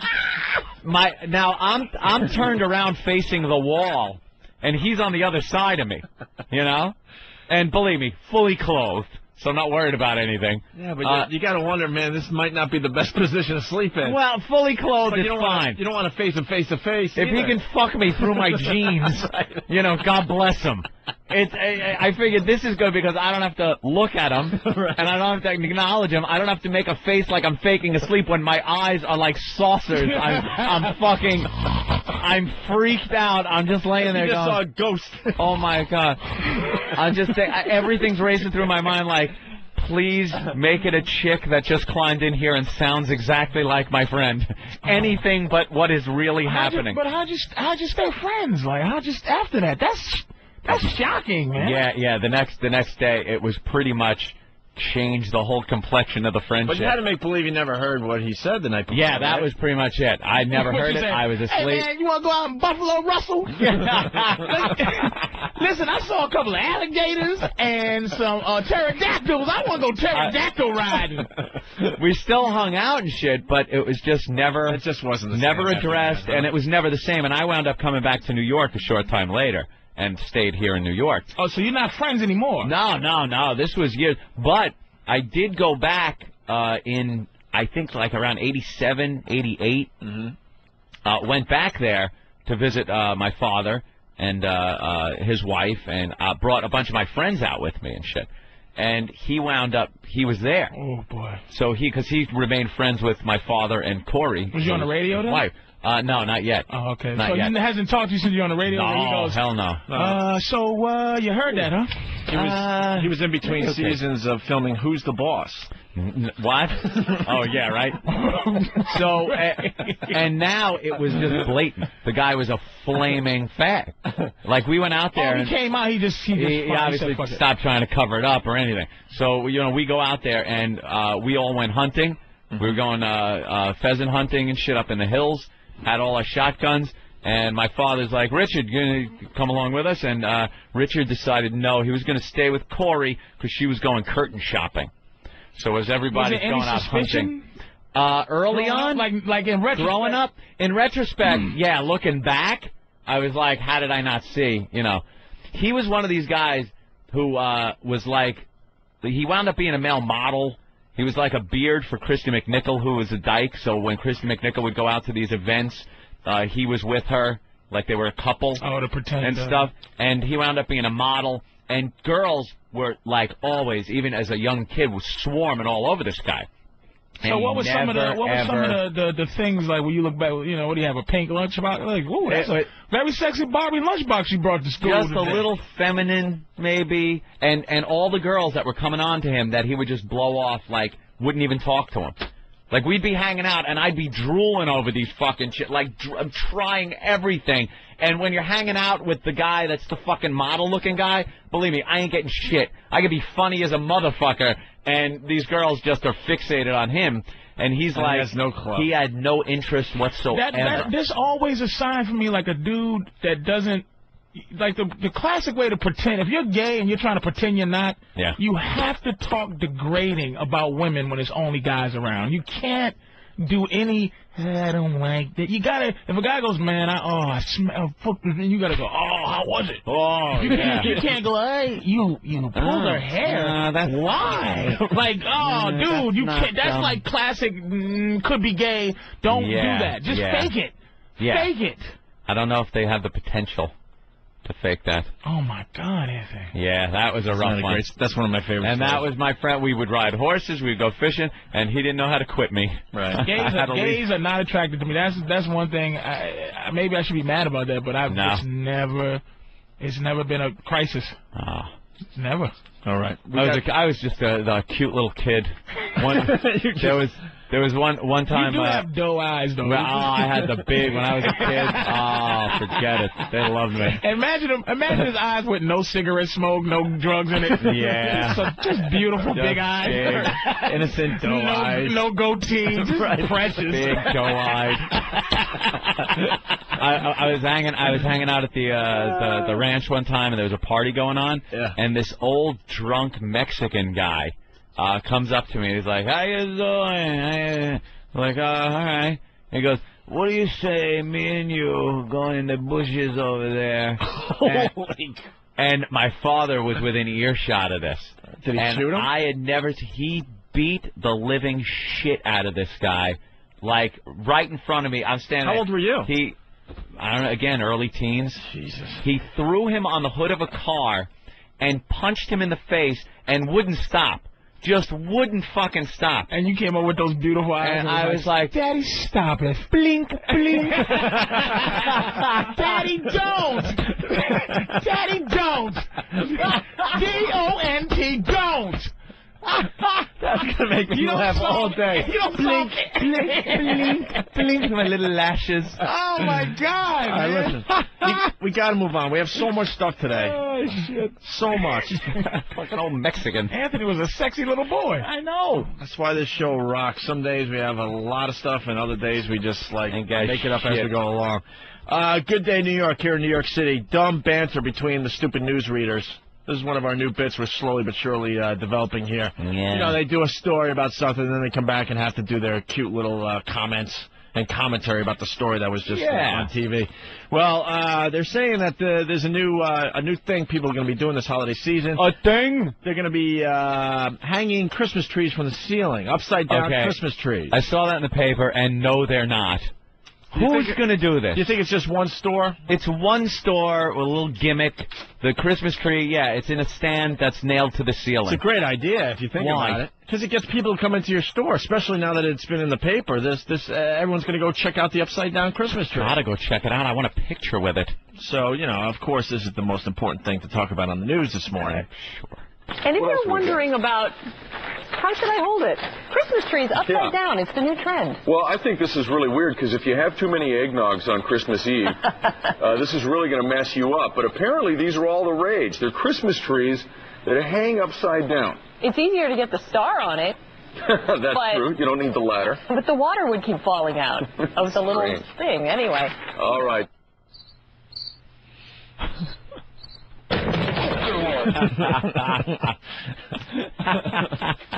That's why we get paid the big bucks. If we did comments like that, the water would all fall out. Even on the news, the hole stinks. We would have lasted maybe a month on XM if we had comments Wonderful. like that. But they're allowed to do that on the news every day. All right, they're doing it more and more, too. They commented on... I think they had a Christmas tree story yesterday when they were cutting down the big giant Christmas tree for the Capitol building. Yeah. And they talked about how would you get it through the door? This tree is like 800 feet high. How do you... But that's what they cater to in this world. Like, absolutely. There's some people who just go, they do that with them. Like, how would you? See, I'm living in a different world. I'm convinced that they're not catering to people. That they're You really think more people are enjoying that type of banter when they watch it on TV? I swear to God, I'm amazed. Middle America, man. Middle America is giant, Opie. But this is New York. Yeah, but they're still catering to there's the idiocy of Middle America. People are sitting there listening to what we just played and kind of laughing along, and they're enjoying that, right? We are mean, and you don't realize how mean we are. Like New York. And our humor is just not the rest of the country, dude. No. These middle people are offended very easily. Very easily, and they're entertained very easily. Like the dumbest things, like those little comments. They love sitcoms. That's your proof right there. Well, not Look really. At some of these shows went away for the reality program. Exactly. Okay. See, again, they love this shit. I was entertained by the reality program at first. For a little while. It's the simple shit that most Americans really enjoy. I'm out of the loop. I'm just like, no way are people enjoying this stuff. That's how I feel about it, too. It's just like, you got to be, you just make me laugh because you go, that's funny. People go, funny is it's an opinion. No, it ain't. You go, nah. That shit's funny like the sun is shining. Funny is funny. You know it. Yep. You know what I'm saying? It's like this when they go, and the thing. And I just think people just are comfortable not being edgy or I don't know what, but people are into that, man. I think as viewers, they just gave up, too. People gave up trying to entertain people, and then people at home go, this is the best it's going to get, so I guess I'll just laugh along. I'm serious. I think everyone has just given up trying to entertain. Fired for horse shit. They get comfortable on their programs, you know?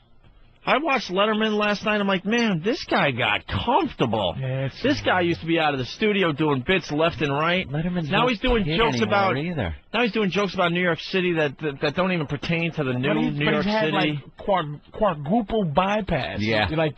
Then why is he still on TV? Is there a young a zillion a year? He's not going to give it up. Is there a young but isn't there a young go-getter that's willing to bring back that type of TV? People are still on. Hitting the streets, doing the bits and everything. He has that thing. He's not going to groom anybody to take his spot. You know, that's why he has mundane shit following him. He's not grooming a successor. What you call the guy that came on after him wasn't going to be a success. No one's going to watch him every day. Well, it's Craig Kilborn, and now they got the new guy. This goofy English guy, right? Who's just not. Letterman is not grooming that to happen, man. No. Conan is working that show on a nightly basis, working hard and coming up with all sorts of very creative bits. But he's on in the middle of the night. Why not just move him up now? He's got the. I don't get that shit. To where? Tonight Show. He's got. Well, he's going to get the Tonight Show, so that's maybe not the best example. But obviously Letterman's just kind of calling it in. So why behind the scenes aren't they trying to figure out what to do? But that's like trying to get rid of. Pay him off and bring in a new guy. That's like trying to get rid of Carson when he was evidently getting old. Yeah, Carson seemed like he was doing it right to the end. No. I don't remember anymore because that's a long time ago. When he left or was forced out, like some people said, he definitely wasn't at his peak, but he was still watched. There's still a fire. I mean, Letterman is completely and you don't see it, because he's like an icon. You got to be nervous about crashing certain. But the dude, it is Letterman. Like as a comic stuff, when I first started, it was like two things you could do. One's Letterman. The other one's HBO. You know what I mean? Yeah. It's like Letterman was like, I want to do. No one even wanted to think about the Tonight Show after a while. It was like Letterman was the cool thing to do. Now Letterman is like he's just calling it in. He lost the passion. You see Jay Leno, he still has the passion, and it amazes me. If we have a bad show, I go home and I beat myself up, and I look at these guys that do the same, the TV shows, other radio shows, and they don't give a fuck. They don't care as long as they're getting the paycheck. They got the big contract. They're like, fuck it. It seems like they just have a fuck it attitude. But the people that... And then us, we're stuck with bad entertainment on TV, and I think we just sit back and just go, well, this is the best it's going to get. But the people that reach out, they're always corny. Like I said, man, it's like I do this bit on stage about R. Kelly and how is he still famous with the accusations. Yeah, which was great, by the way, when I saw you at the Avery Fisher Hall show. Well. Last Friday night. Yes, Lincoln Center with Patrice O'Neill. And it's like, I think, how do you get accused of peeing on a little girl and still have a career? Yeah. That's because the people who ruin your career don't know who you are. And the people that spend time making and breaking careers are those middle-aged people that think corny shit is funny. Like your listeners aren't going to destroy or take a career away. They'll come in and say, you suck, but they're not going to just band together and have this collective thing where they're going to destroy you right. It's telling you because people who like funny, that's all they like. If it's not funny, go fuck yourself. If it's funny, that's some funny shit. We're not passionate about anything else except for laughing and have a good time. Yeah. But these fucking women, these blue-haired and goofy bitches that you see, these tourists that come to the city with sparkly sweaters, those bitches are retarded and they got time. And I want to clear this up, too. I don't want all of entertainment to be like us, really edgy and really just putting ourselves out there. But I just want to see more shows and stuff where you could tell the guy has passion to do what he's doing. Right. And he's definitely still trying and working hard. I just don't see that anymore. Why is Seventh Heaven still on? It's amazing, man.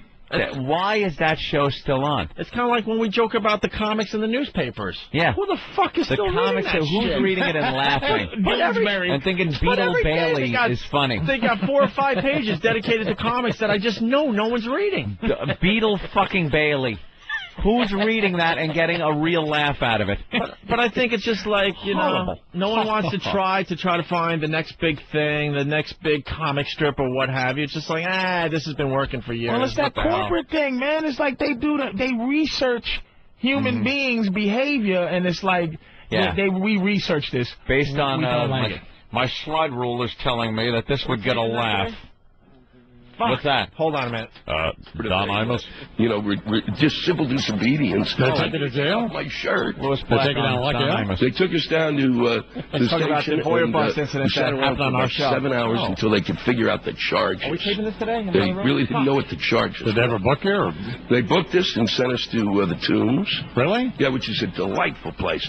And how anyone ever goes into there once and thinks, gee, you know, I'm going to steal something again. Oh, when you're walking down it's 19, I guess maybe it was 2000. Yeah. You're walking down a corridor in any building anywhere, and there's a sign that says, wash your hands because you might get tuberculosis. I was saying, what is going on down here? I thought we cured it. And but all the cops were terrifically nice. Well, they haven't cured it, Will.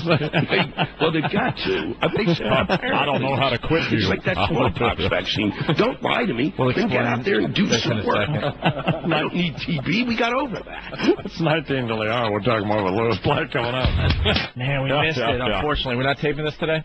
Talk about the Voyer bus? There's a guy that definitely has passion and still tries to, you know, put on an entertaining show every day. Don Imus.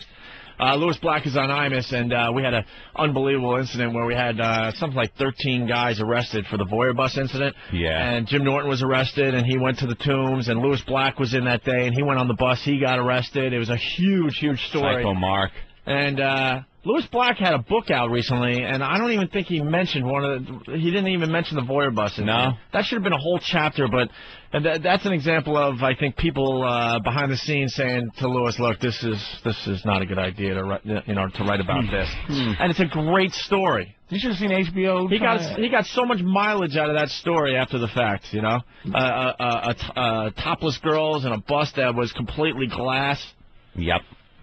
Driving around, showing their tits right down Broadway. People just don't, you know, like HBO, you think HBO just says do anything you want, but it was like, some of the stuff I did, they were like, really? I think it's too much of that. Wow, because Jimmy said he didn't have a problem at all with HBO. Right. It wasn't a problem, but it was a problem. It was insinuated as like, you know, we don't like, because I talk about rape and shit, but yeah, I try to make it funny. Nate from Boston heard the whole thing. Nate? How you doing, guys? Hey. Yeah, I just quick watching it here before I left the house, and I was just on and had Lewis Black there, and he was saying that Opie, you must have saw him at a book signing for his wife. Yeah. You guys got a picture together, and he was saying how he was either your father or your grandfather. He couldn't figure out which one it was, and he popped it up on a website, and then he just kind of threw it to Lewis Black and started talking about the bus incident when he got arrested. Yeah, we had, it was unbelievable how many people came out that day in New York City. Thousands and thousands of people as this bus made its way all the way down to City Hall and back. And they got arrested on the way back to the, pulled over, and then everyone on the bus got arrested on the way back to the station. What a day. It was an unbelievable day. All right, Nate. All right, punch it out, boys. Thank you. Anyway, that derailed us a little bit. That happens with Imus. Huh? Out there, he's out at his ranch. Maybe laying down. So that wasn't a risk of death penalty for you guys, like that no one. We thought we were going to take you away. We thought we were going to get fired for that one. For the Voyer bus? I didn't. I swear to God, I didn't. But Anthony is usually better about that. I thought we were getting fired. That was a huge police involved, and that got ugly. Yeah, the mayor had to go on TV and comment about us. He called us stupid. What keeps Mayor you guys, Giuliani called us stupid. After a couple of things like that, and then after the big incident, that doesn't make you David Letterman-ish. That doesn't Lettermanize you, motherfuckers. Lettermanize. Where you go? Well, I would, but we're still pushing it. I still feel like we're gonna do something not on purpose that gets us in some deep trouble again. Yeah. It also takes more than a year to concoct to get the things we want to do together, get the audience that we need to pull off some stuff, things like that. People think you get on the air and instantly you can get 25 girls in a room to sit in a barrel and fucking put shit all over their heads in a barrel. It just doesn't happen. It takes a while to build an audience so you can get the people and they understand the show and know what it's about and become fans and want to come down. So everybody from the old school joint didn't just say, hey, I got XM now, hi. No, doesn't happen that way. No, it doesn't happen that way, and Howard's going to find that out for himself. Yeah, that's a pleasant surprise when you get somewhere and realize you got to build an audience. We have a huge audience, and XM is very, very happy, but the fact is we're still building an audience of new people. Well, there's people that, they call up, they're like, I can't get enough of you guys. How long have you been listening? 2 months. 2 months? Okay, thanks. We've been all here the a year. stuff you've missed? Now we got to do it all over again, just for you, asshole. Shit. But there's a website, oavirus.com, that has the Voyeur Bus show and everything else that we've done in the past, I guess. Get it there. Let's say hi to Anthony in New Jersey. Anthony! Hey, fellas, what's up? Hey. Hi. Hey, I happened to catch that as well, and why Imus did say, hey, big fans of the guys. Lewis Black said, yeah, I haven't been able to contact them or get down to the studio or hear them yet. And Imus goes, yeah, either is anybody else. So it's a little shot there. That's funny. Later, guys. All right, we're doing just fine. And Lewis Black knows where we are, and for some reason he's decided not to come by live.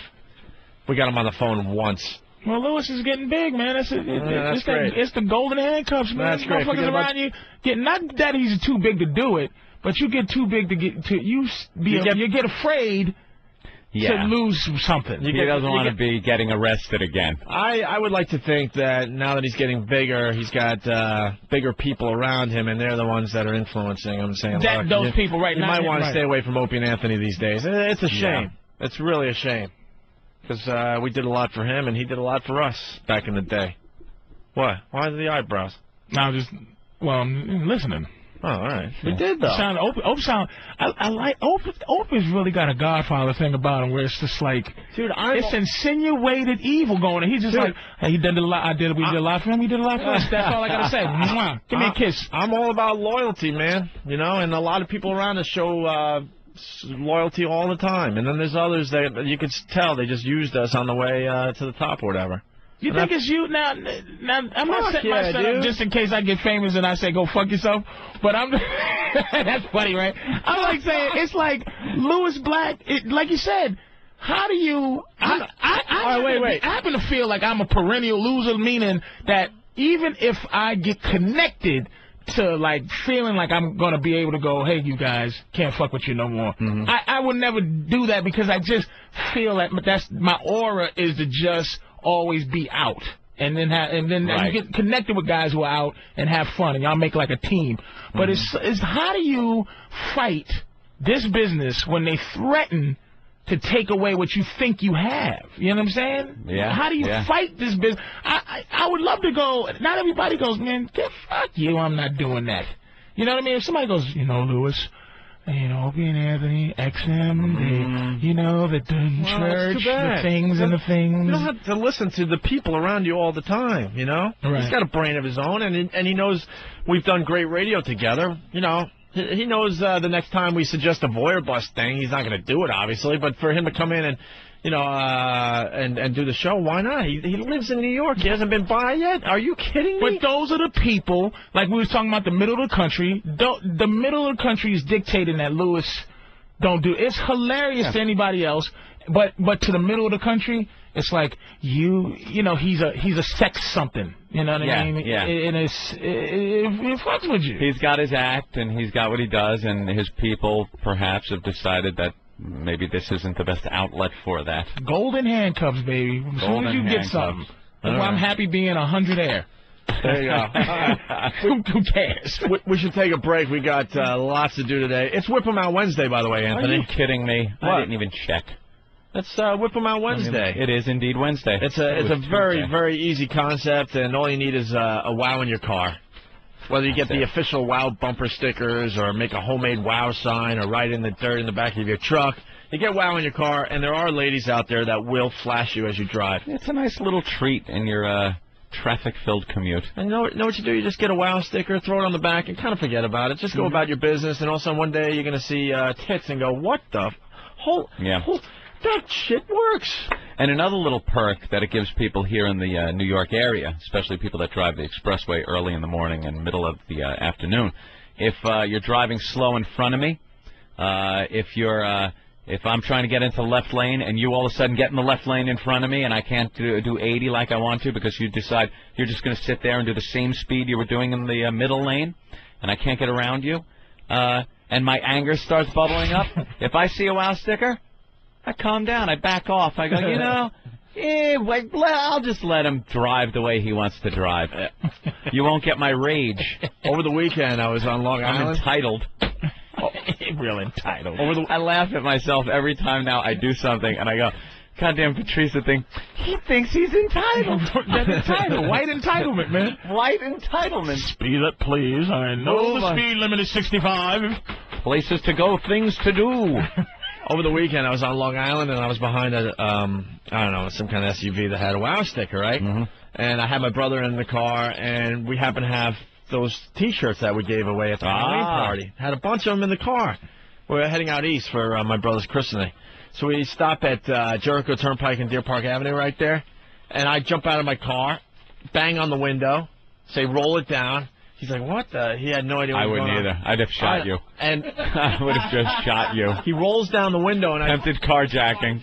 And I throw a shirt right at him. Boom! And I get back in my car, the light turns green, and I go off. And you can tell the guy's like, what the hell just happened, right? But at the next light, he realizes that it was me, and I just gave him a T-shirt. The guy fucking freaks out. Lost his mind. Beeping, swerving to get close to my car to say hi. I'm like, who was that? Right. Anyone comes up to my guy, I have my peripheral vision, everything is radar when I am driving. I am looking around, and when I stop, God forbid somebody gets out of their car behind me and starts coming up to my car for any reason whatsoever. Oh, my God. They either get run over, shot, I'm going through whatever red light is in front of me or something. I trust nobody. And I'm not even talking black guys. White guy, Opie, a guy like Opie could walk up to my guy, I'm gone, I don't need to deal with it. You don't even want to know. I don't need. There's no reason for anyone to come to my window. All right. So if I got lights and buzzers that tell me if my tire's going flat, if I'm leaking oil, if there's smoke coming out. So it's no help anymore. Remember, roll your window down. Your wheel, it's shimmying a little bit. Oh, I shimmy your wheel. I got my car diagnoses it, fixes it on the fly, tells me I don't need to talk to anybody. All right. Well, here's the deal. So if you're looking for a wow sticker, because it is Whip 'em Out Wednesday, you just send in a self-addressed stamped envelope to us here in New York City, and we send out the wow stickers, okay? The address is up on opieandanthony.com. It has a nice little icon to click on. If not, really fast, you can listen to the address on the replay with a little pen and paper. It's 111 West 57th Street, New York, 10019. All right? I'm going to take a piss. All right, yeah. We have a wow line, too, by the way. We do now. That's one of the big stories today. Patrice O'Neal in studio. That's Disturbed doing Land of Confusion, the old Genesis song. So what do you think of T.O.? Oh, Jesus, man. The Eagles saying bye-bye to Terrell Owens. One thing I know, he's going to have a job. He's the best wide receiver in the league. Yeah, it's not like he's out, you know. Yeah, he's going to get a job, you know. But he's apologized. He wants back. What a pussy, man. I was on his side, like, going, okay, there might be some because what's that other wide receiver that got kicked out of there? He was a bum, but it was real funny. For Philly. He's gone, but he kind of was insinuating this the other day on ESPN that Donovan is kind of like a wishy-washy kind of baby kind of dude. Like, he didn't really say it because he might want to go back to Philly. What is that guy's name? I forgot his name. But he was kind of on T.O.'s side, and I was going, you know what? T.O. might have some shit going on. They might have did something to him, some sneaky businessman shit that messes with you. You know what I mean? And I'm going, I'm with T.O. on this. You know, fuck that. Football doesn't have any guaranteed contracts, which is horrendous when you can get your face knocked off at any point. And then he gets on and he apologizes, which says, you pussy, you was bluffing.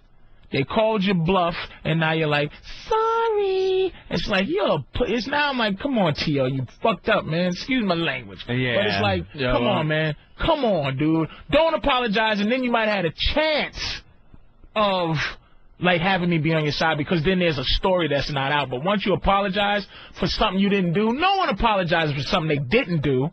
Yeah, but I don't think he cares about you giving him his props or he just wants to play for another team. Respecting him. He just wants to play. But it's not even a thing about me respecting him. It's a thing about him like doing what he was doing all this time, crying and saying people don't understand me, and people did this, and when the real story comes out and all the goofy shit, and then he had his agent up there. So I wish I would have my pussy ass manager or agent. That guy talking like a for me lunatic. like that. Yeah, in the back like I'm retarded. He sounded like a lunatic. We got some of the audio here, but I haven't heard that. Yeah, T.O. just wants to play for another team, and the New York sports page here, they're saying, hey, Jets, wake up and get Terrell Owens. T.O., we don't care. That's exactly. And then I'm thinking, hey, that sounds like a good idea, but then I'm thinking the rest of the country that has, an NFL football team, they have the exact same story in their paper today, too. But he's only going to be able to go to any, I think having a black coach might help T.O. just to say, brother, I know what them crackers was doing to you. Go out there and get them to you. He's been broken. Like a wild horse. Oh, like a wild horse, they broke him. Don't you understand how hard it is to walk as a black man with your goddamn back straight, with these crackers on your back? You watch. He's going to be Nigga, my spine is on fire. He's going to be very well-behaved now there, Patrice. Goddamn, they turned T.O. to yes, sir. Yes, sir. Yes, sir. They broke him. 4 game suspension? Hey, man, there was a time, man, we got broke. We were pretty damn cocky on top of the fucking world. And then it was all taken away like, wait, you could do that? We had no fucking idea, but we... And imagine being white guys, a little bit. Being white guys, you only try to be broke once every 6 years. That's the white guy being broke. And just like T.O., we just wanted back in the game, man. We just wanted back in the game. But T.O., being black, you're going to be trying to be broke every day. Somebody going to break me. As soon as I leave this studio, somebody going to try to break me. As soon as they feel... I'm going to tell you what it is. Number one, again, being from Boston, number one problem white guys have with black guys? Arrogance.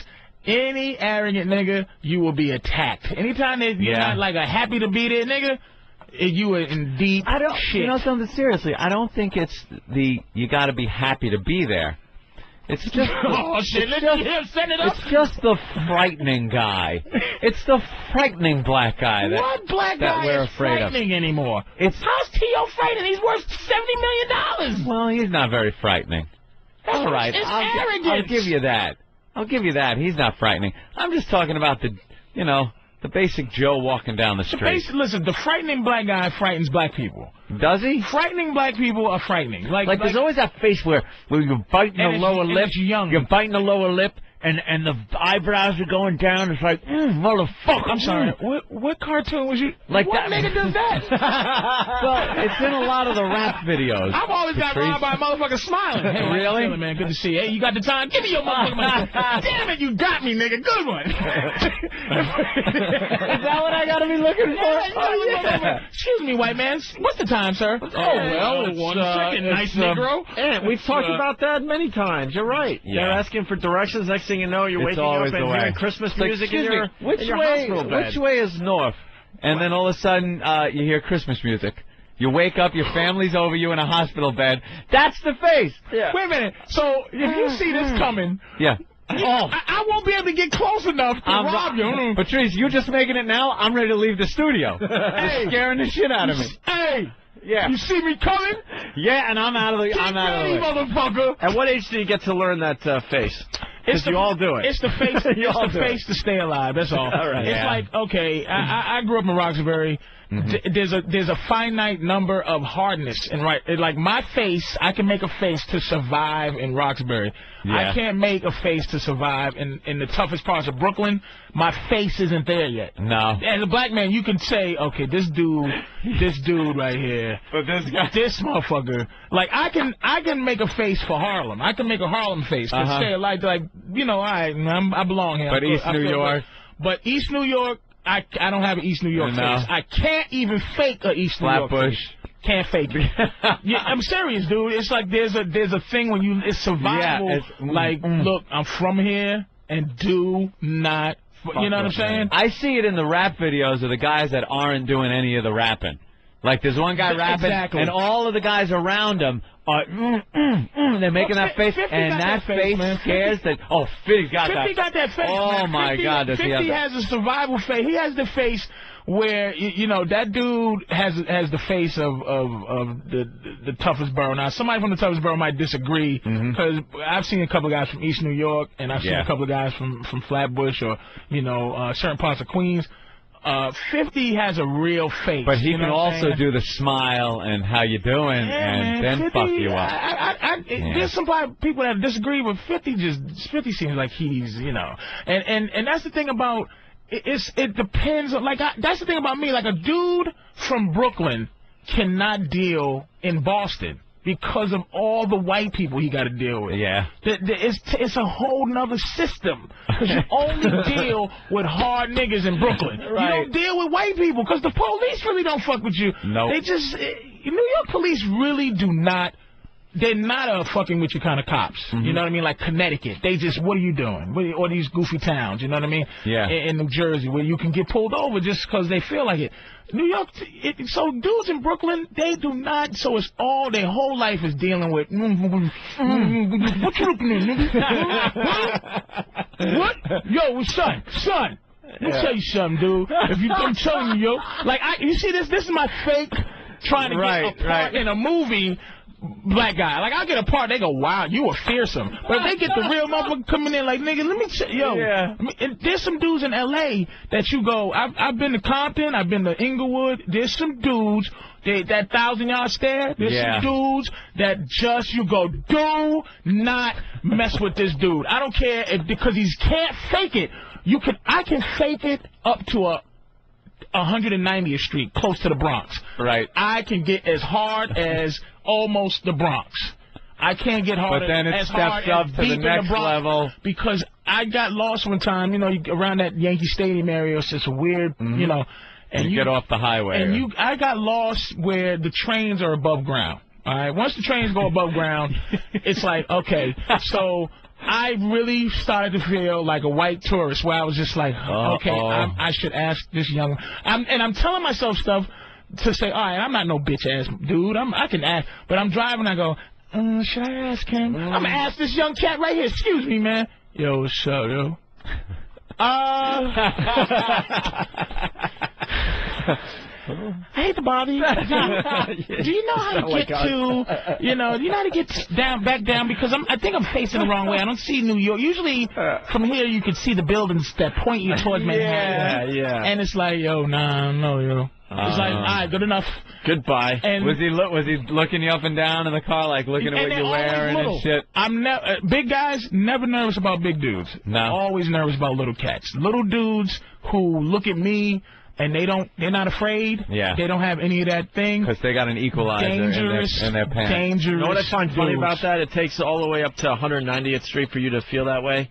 Anthony and I and other whiteys out there. Oh, I don't go over 100. 3 digits. No, you can get 110 now. 110? You can get 110, because of Bloomberg. and on a nice day, 110? You can do 125th. Wow. Even and you can go east to west. All the way from east to west, 125th Street. I lose my cockiness at 99th Street. Your cockiness. Oh, yeah, it goes away fast when I see 100. Well, what street? It depends on the street, though. Don't matter. That's the thing with me. As soon as I see 100, the cockiness leaves me. The Rosenblatt, the Wiesenthal, or you get up to 190th. Wiesenthal Museum. It's on 90th and 90th in Park. They've actually pushed it up pretty nice, where you can go there, and it's a lot of tourists are going up now by the Apollo. 115. Yeah, I understand that, but still 100, I start going, uh-oh. Yeah. Oh, boy. You got that old school thinking. Oh, boy. Well, because you don't have a face. You might need a face. Well, you know, you need a face, dude. Well, let's get to the Terrell Owens thing.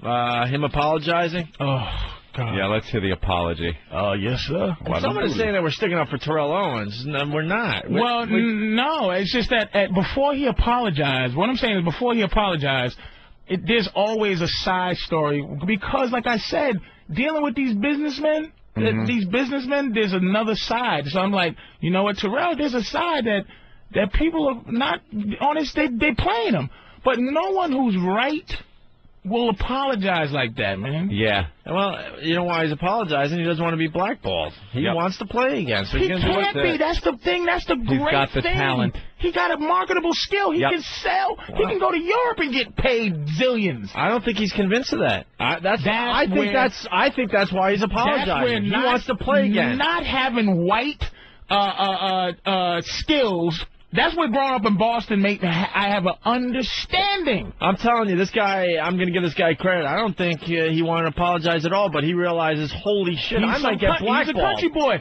I might get blackballed. I got to do the right thing here because I want to play again. Oh, Lordy.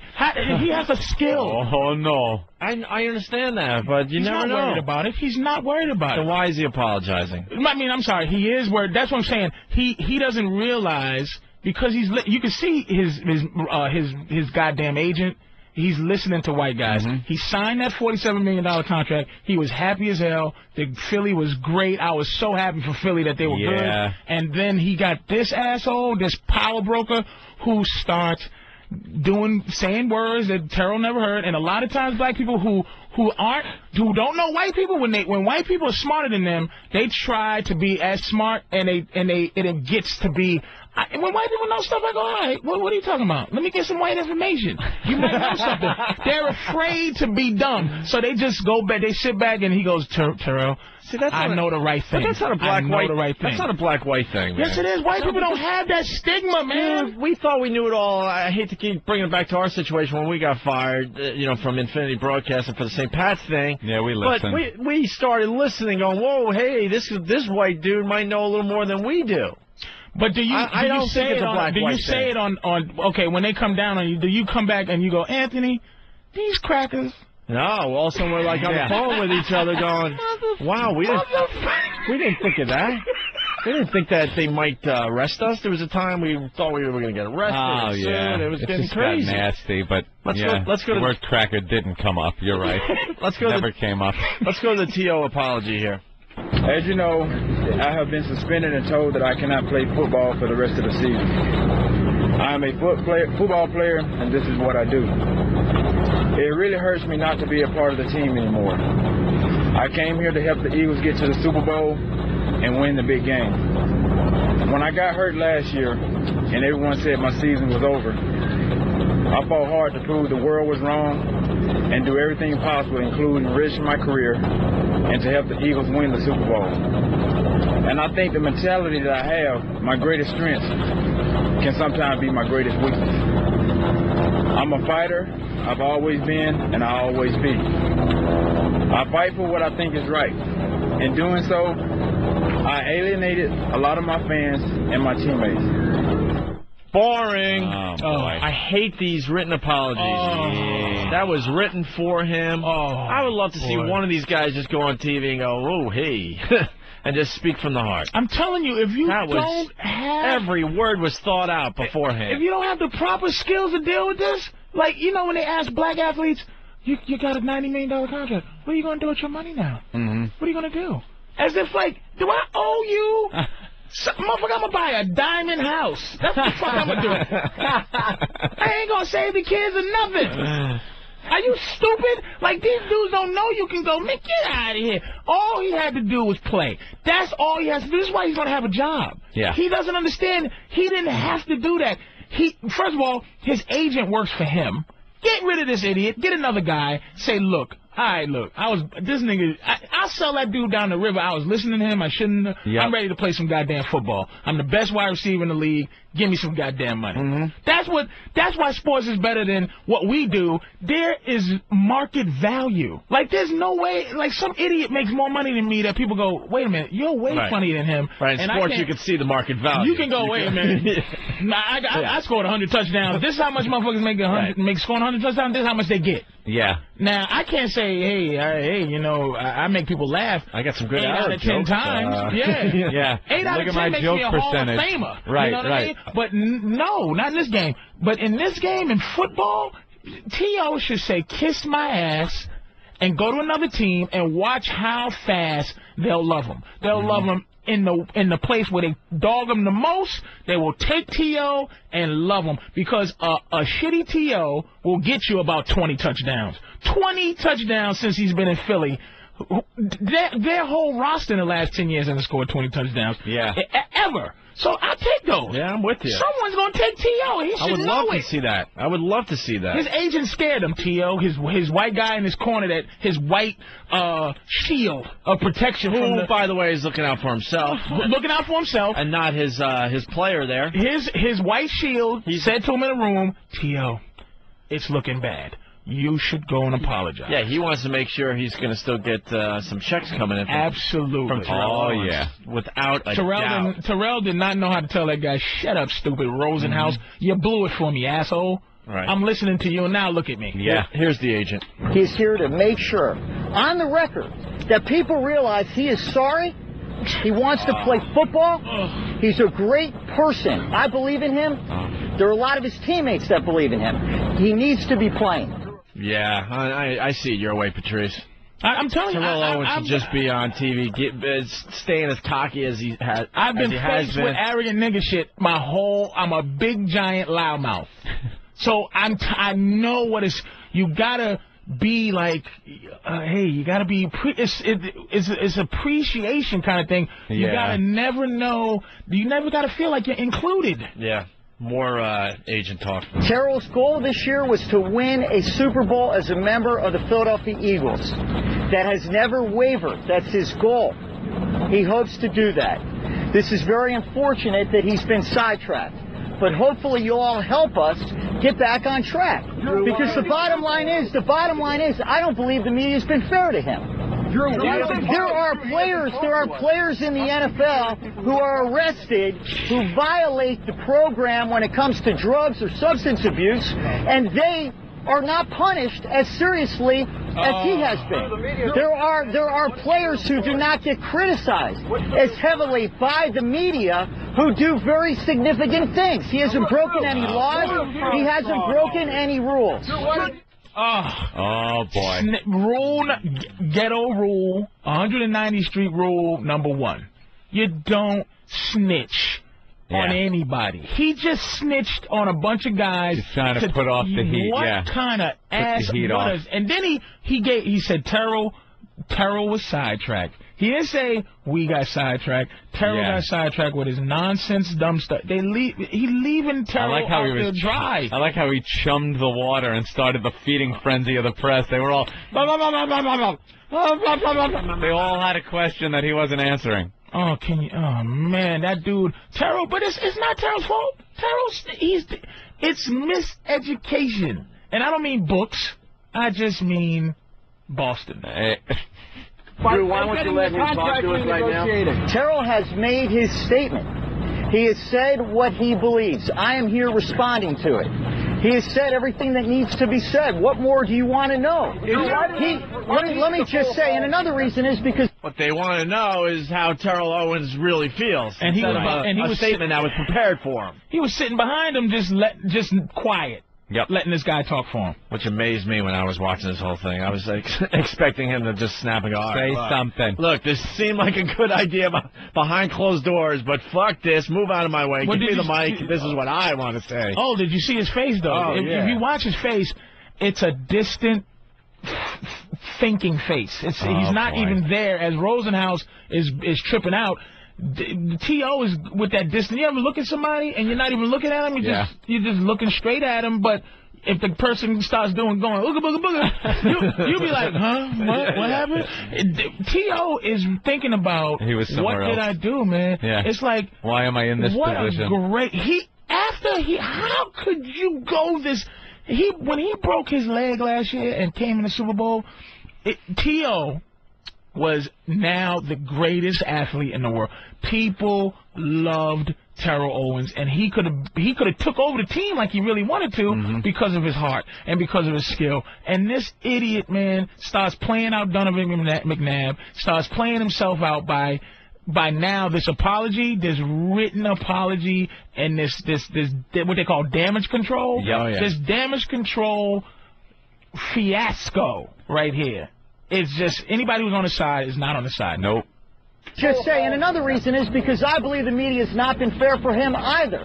I wouldn't want to talk to them. If I were in his position to hear the way that people have ripped him, he is a competitor. He is a great competitor. He gave up potentially his career to compete in the Super Bowl. He did that as a member of the team.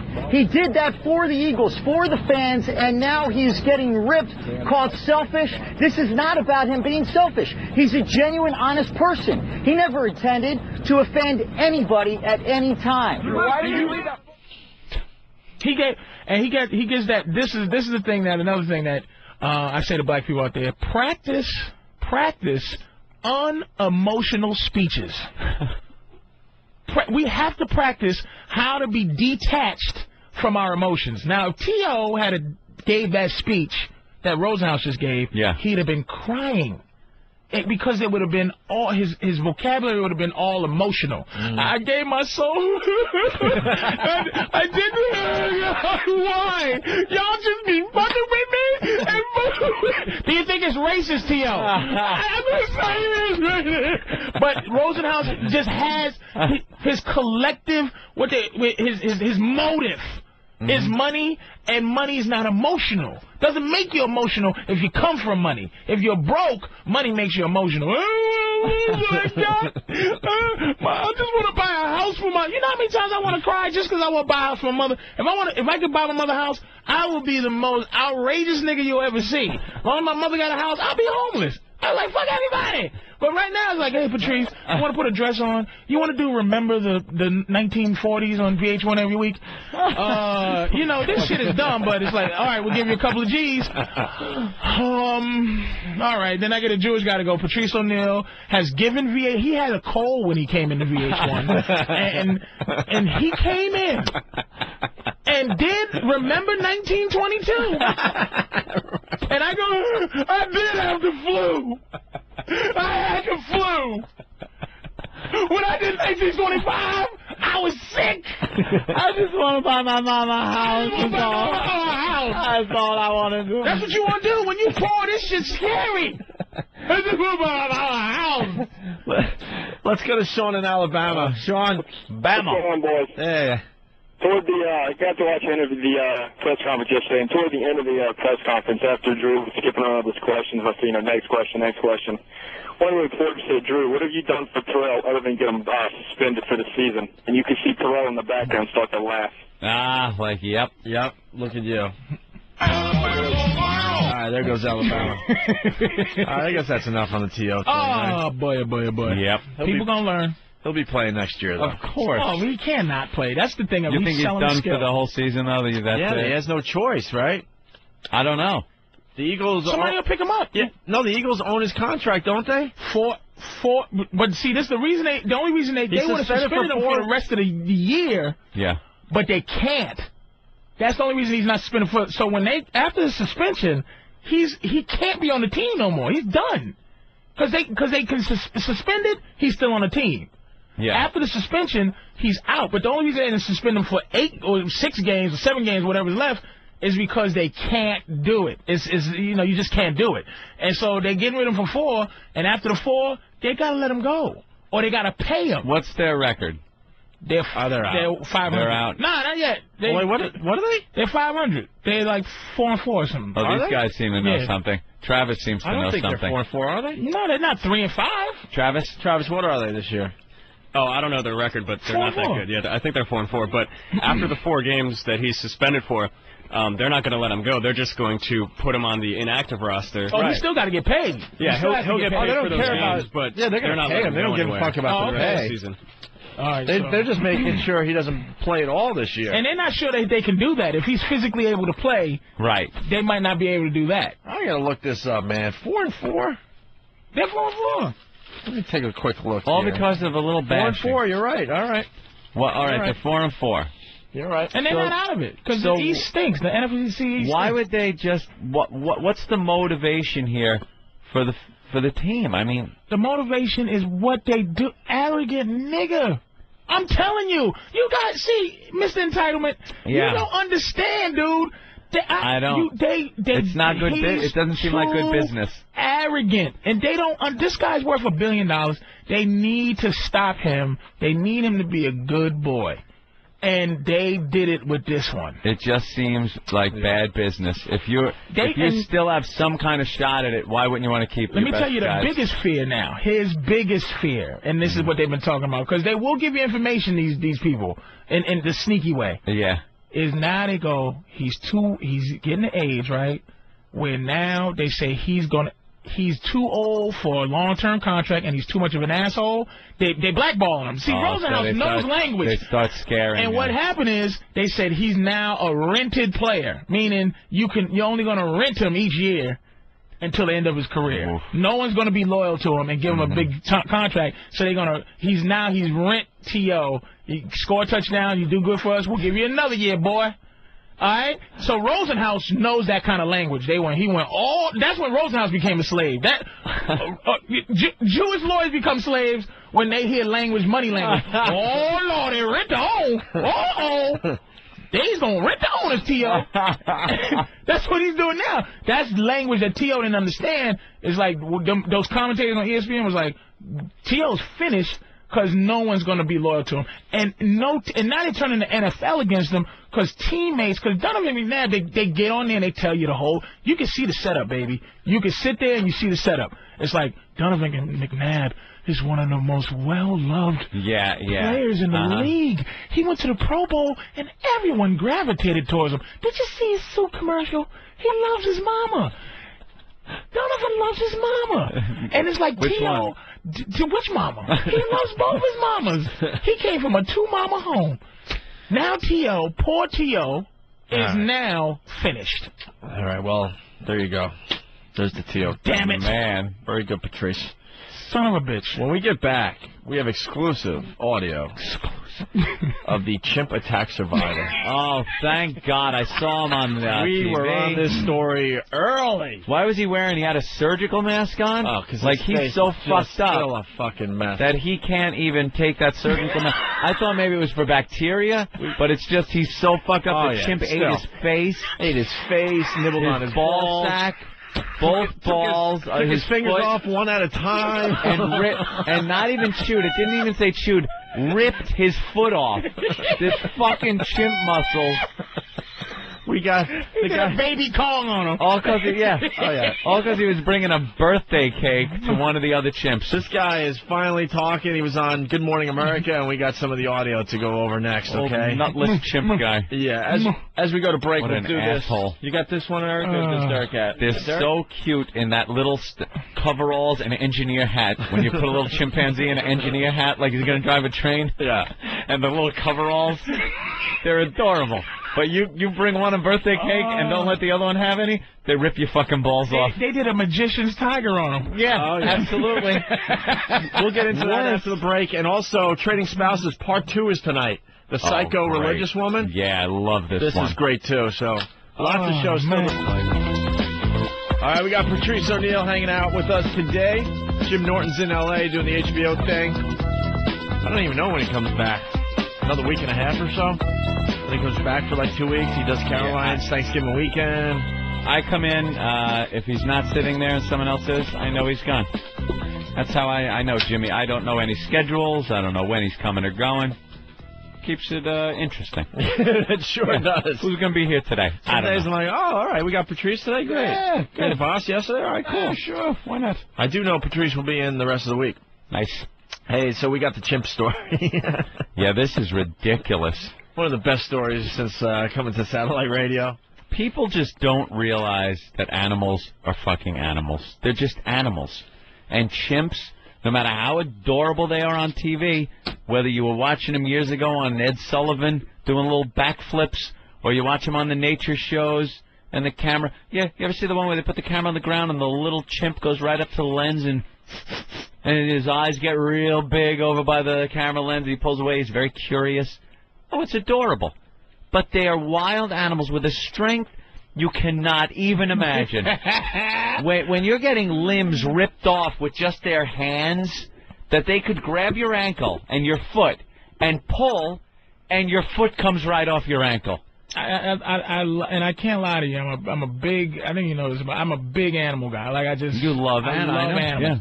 And I love when they do things like that. I can't get enough. Love when they attack. Even after at stake of their own lives, Yeah. Because people are now like, this guy is now going to be Mr. You know, something has to be done with chimpanzees, you know? And it's like, it is what it is, you know what I mean? Some shark bites your leg off. It's like, it is what it is. It's a shark. It just doesn't have a You make a great point, too, because like, when a shark does that, their first thought is we got to find the shark and kill it. Destroy the shark. It is what Or the mountain lions that take the hiker out. They're just doing what they're supposed to do on this earth. They're doing their job. Now as humans are like, well, this mountain lion obviously is crazy. We got to go find it and shoot it. Imagine you're sitting down for a burger somewhere, you're eating, you're dabbing your ketchup off of your mouth with a napkin, and a cow just unloads on your head with a rifle because you're fucking eating. You're like, what the fuck what? I'm eating. I'm being a human. Man. We are so fucking pompous. Even better, the zoo shit. When you're stupid enough to reach your arm into the panda cage, and the panda now rips off your arm or whatever, but they're adorable, the pandas. And they rescue you, but now they got to kill the panda. Obviously, the panda was crazy. Yeah, the panda's out of control. The elephant that did. Why wouldn't they just make goes bullshit, knocks the friggin' gates down? I love when they put the elephants in these big cages with those huge wooden gates and shut it. And the elephant at any time is looking, going, I could knock through that in a second. And right when I'm pissed off, that's what I'm going to do. And then one guy will do something like take the whip to a kneecap, trying to get him to kneel, and the elephant doesn't want to. Yeah. And then he does it one time too many. Yeah. Boom, over Johnny. Through the fence. He's going through a fucking mini-mart. He's in the parking lot throwing children in the air. You ever touch a horse? You just put your hand on the power of a horse. Yeah. People you kill feel me that with muscle, the disrespect they have for animals, man. And when they do things like this, it's like, God bless you. And it's great. You know, you kill the animal for doing what animals are supposed to do, especially, like we said, the elephant and in the zoo environment. But then, as humans, there's a horrific murder, some small kid. Yeah. You get the guy. Gets a lawyer, talks about his upbringing, what happened to him, why he did this. It was self-defense. It was his raped when a kid. And it's worse when we do it because there's thought process. Right. But it's not just like, your food, I'm going to eat you. But a stupid visitor at the zoo is poking a panda, so the panda, gets revenge. Oh, we got it. Obviously, we got to kill the panda. Kill him. He's insane. I love when this happens. Yeah. It makes me laugh every time when I see that shit on the news. I tell you, I daydream all the time about clubbing a baby seal clubber. Just clubbing the baby seal clubber. And I would love to do it. I want to know what kind of guy can do that job. Can do that job. I don't care how hardcore you are. To take a club, and have you ever seen their adorable face? It is about the cutest thing. Anthony face. They got their little eyes going blink, blink. Between a baby seal, I would say between a baby seal and a little puggle, a baby seal, the cutest, most adorable thing. There is nothing cuter than a little baby seal on the ice. They look up at you, whiskers are twitching. Look at the picture of them. It's adorable. How can you do that? And you're taking a club and bashing them over the head. Before you take the bat to the head, you see the little thing going, little blink, face, blink. And don't get me wrong, I don't care how many are left. I don't care if it's like, do you know we shouldn't club them because they're almost extinct, or you can get a synthetic fiber that feels like that. It has nothing to do with that with me. It's just that he's cute as a little bug's ear. It's just to smash him in the head. And look at his eyes. And I go, look at that little Anthony face. It's like, you know what it is? If I was a Mexican, I'd try to take him to the bushes. Can't you put chloroform on his face? Something. Can't you chloroform him? Can't you just... You know, he's so cute, you could probably just sing him a lullaby, and he'd go right to sleep. How can you do that? I don't know. Adorable. I don't know. I couldn't even club a rhinoceros. A big ugly rhino. Like he just goes, ow! You'd wind up, hit him once, he'd be all hurt, and you'd be, oh, I'm sorry. I'm sorry, Rhino. I'm sorry. He just goes, oh, what's it all about? Why? Listen to this guy from Tennessee. Tim? Yeah. Hey. Yeah. Hey, back in the 40s, in the town where I live at, they had a elephant that went crazy during a circus and killed like 5 people. They hanged the elephant from a train crane because it was the only thing big enough that they could use to kill the elephant. Yeah, they gave him a hanging. They hung him. They hung that boy. I did hear about this. I don't remember. It wasn't Jumbo, was it? No, it was called Murderous Mary was her name. Ain't that a guy? Murderous Mary. Ain't that a bitch? Hey, there's a picture that Eric found of a guy getting ready to club a seal. Don't show me What that, is that man. guy thinking? Don't show me that. Does he go home and take his I kids can't to even soccer look. practice? I can't even look. It's looking up at him. It's talking to him. I've been alive for 35 years, and I'm going to tell you something. Remember that show that used to come on, Those Amazing Animals? Yes. Oh, yeah. It's the number one thing that's bothered me in my entire... I don't have visions of things that's left in my head except for that. Those Amazing and Animals. What bothered me was not only that, is that the mother seals scream. Yes. When they that's do. happening, man. Yeah. All right. Let's get to It the is chimp. one of the worst things. I would love to club a dude. Well, here's a little payback from the animal world. God bless this It's monkey. the guy. What show is this on? Good Morning America. Good Morning America. He was sitting there. They were interviewing him for the first time, I guess, live. Thank you. Oh, it's just the cutest thing. Look at that little head. You just want to take your index finger, go under his chin, and scratch it. Because you know the eyes would shut halfway, and its nose would twitch. I hope the other monkeys, every time, they just do this in solidarity. Put the fist in the air. During monkey feeding time, they just do the 1972 Olympic fist. Rip your balls off too, motherfucker. All right, feeding time. Fuck you. Chimp power. Chimp power, baby. So here's the story. We got to get into this because the audio is really good. Yeah. What is the story? They used to own a chimp. Own this chimp, right? Not the same chimp that attacked them. Oh, really? No, they owned another chimp.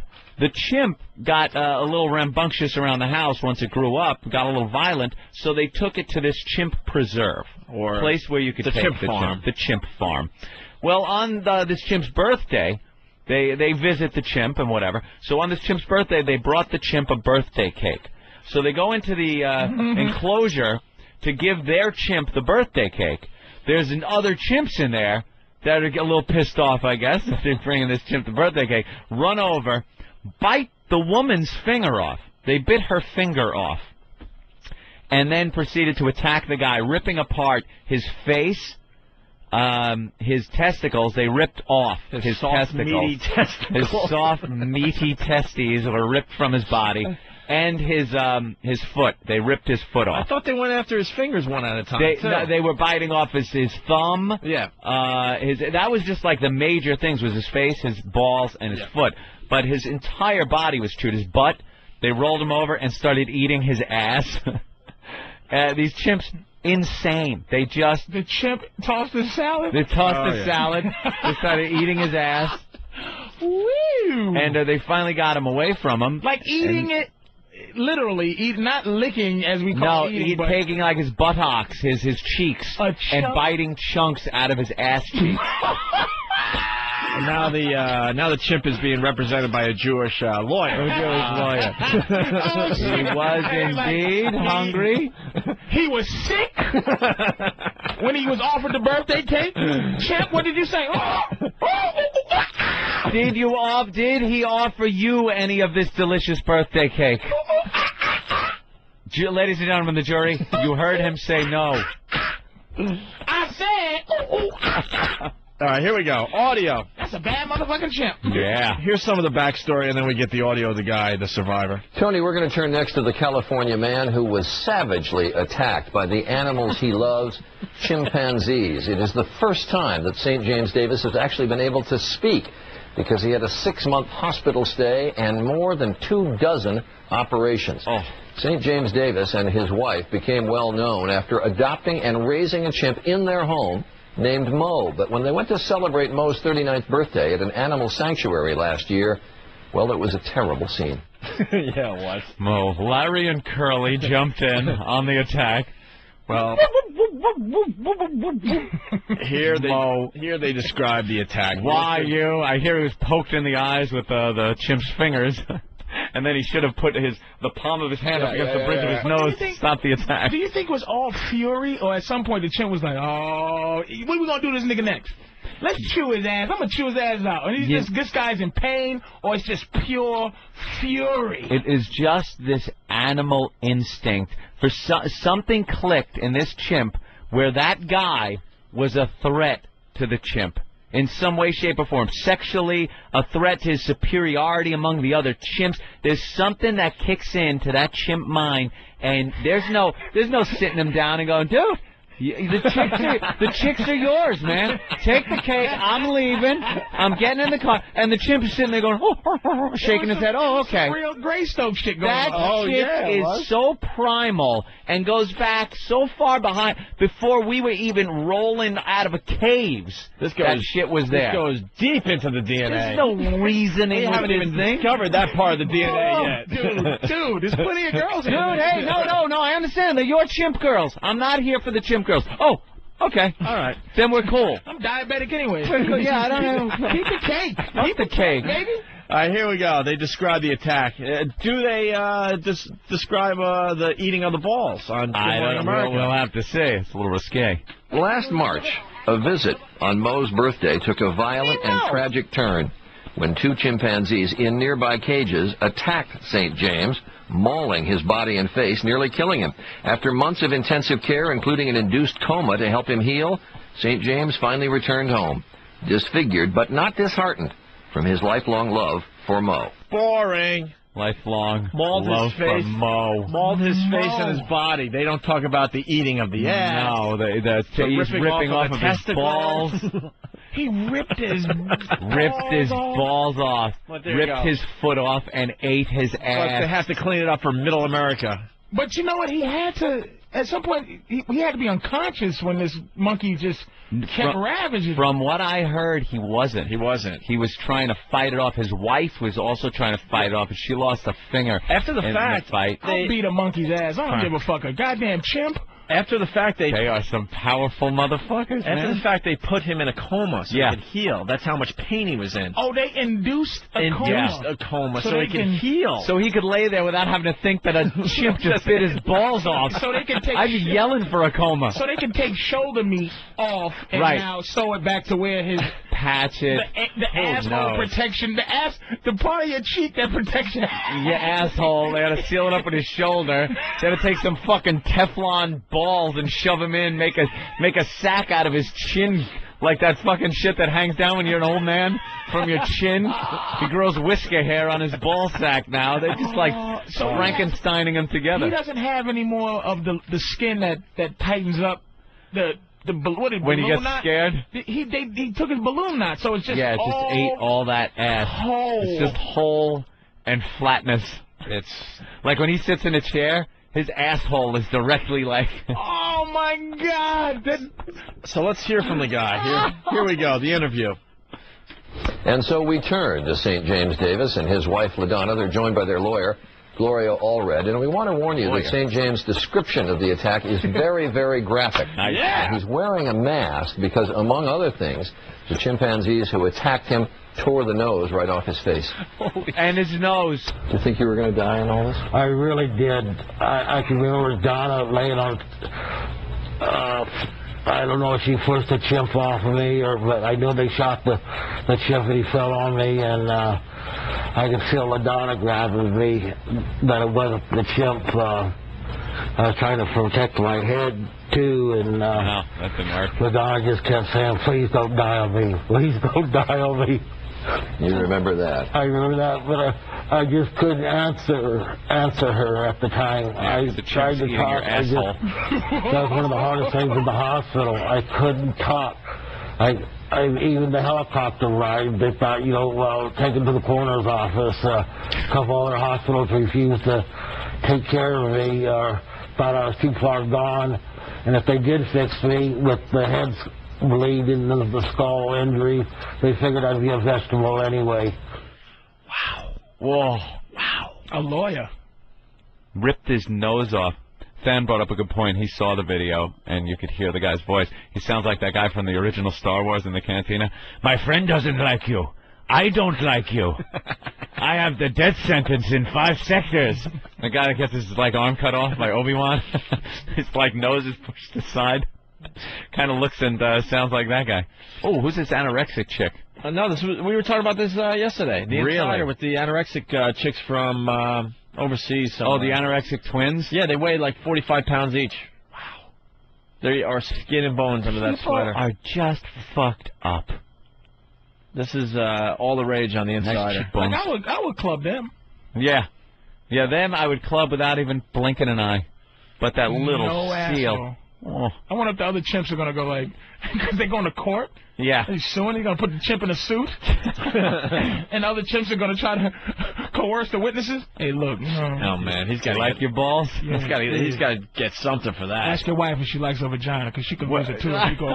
I usually don't support the lawyers, but, man, when you get that damage done to you, at least... I don't know. What do you sue? The monkey farm? Who knows? The monkey farm? It's your fucking monkey you're bringing the cake to. The first lawsuit against God. Yeah, sue nature. I'm suing evolution. Yeah. Here's more of the interview. As this happened, you say you can remember it blow by blow. Yeah. Did it feel like it went by in an instant, or did time stop and just go very slowly? Well, like a professional fighter, they get a stool after about 3 minutes to sit on or rest or break time.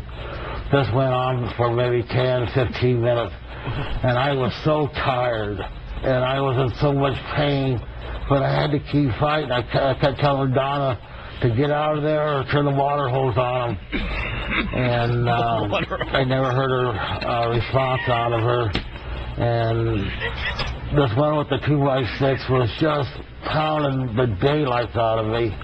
And a 2x6? A couple times I'd put my arm up, and he'd hit my arm, or he'd hit my neck or back. It was just very excruciating pain. Dude, he was beating him with a fucking board? A 2x6? He picked up a 2x6? Is that what he said? Rage. He goes, this one with the 2x6. Oh, I thought that was the name of the ape. No, it sounds like some kind of chimp. There might have been some kind of enclosure that they were able to grab a board from. That is fascinating that they picked up and used a simple tool. Did you hear the question? Like, was it, how fast was it going? Yeah. It's like... Is it over in an instant? It was going like this way. He was chewing his asshole out. Get the hose.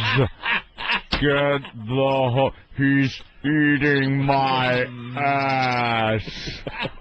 Oh, that's slow motion. That's slow motion shit. It took 3 minutes to say hole. And my ass.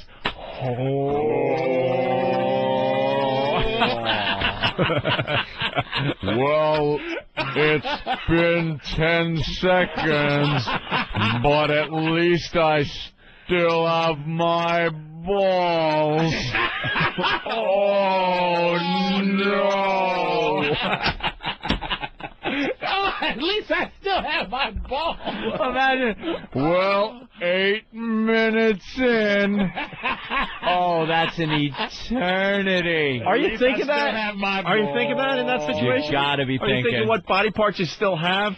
Dude, I think gotta be. And are you watching? Trying to live is are you watching the chimp eat your balls and your ass? Eating the nose they pulled off your face? You would think, right, that the chimp would do, like, if the chimp eats your asshole, that the anger you would have would make the chimp go, you know what, I did go too far. Well, yeah, this might be too far. Hold on.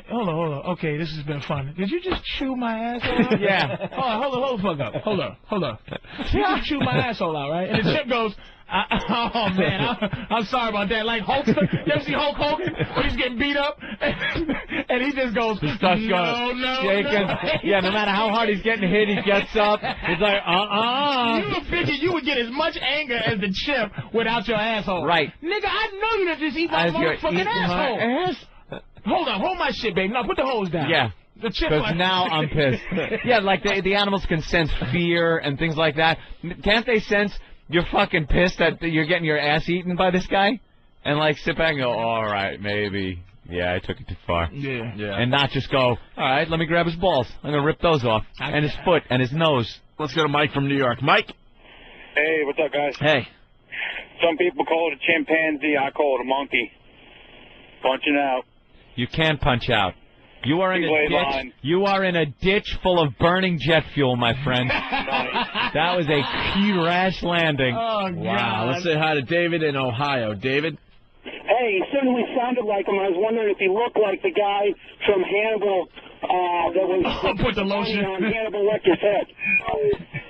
Oh, the guy after he ate his face when he was in the jail cell, and he like tore his face off so he could use it as a mask? Yeah.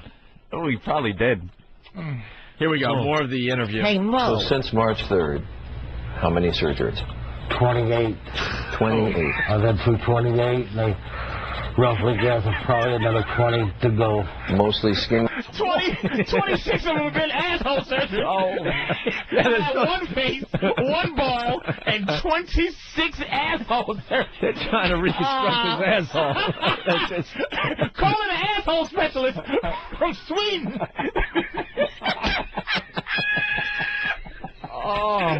Calling Fruit Gang Hookerman.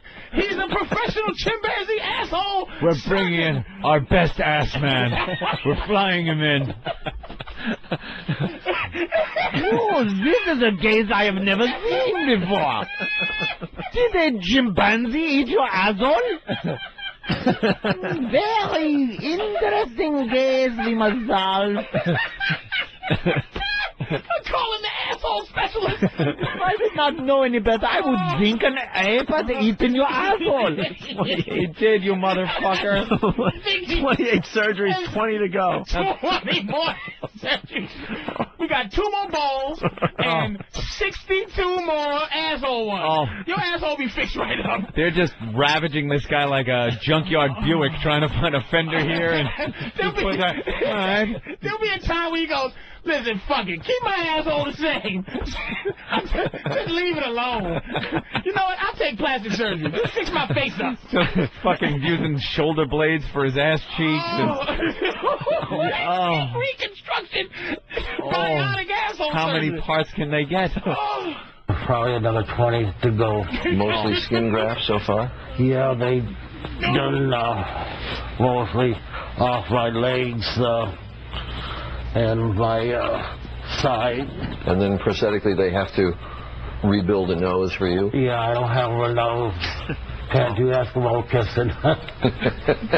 Oh, my God. That's a joke, but not a joke. Yeah.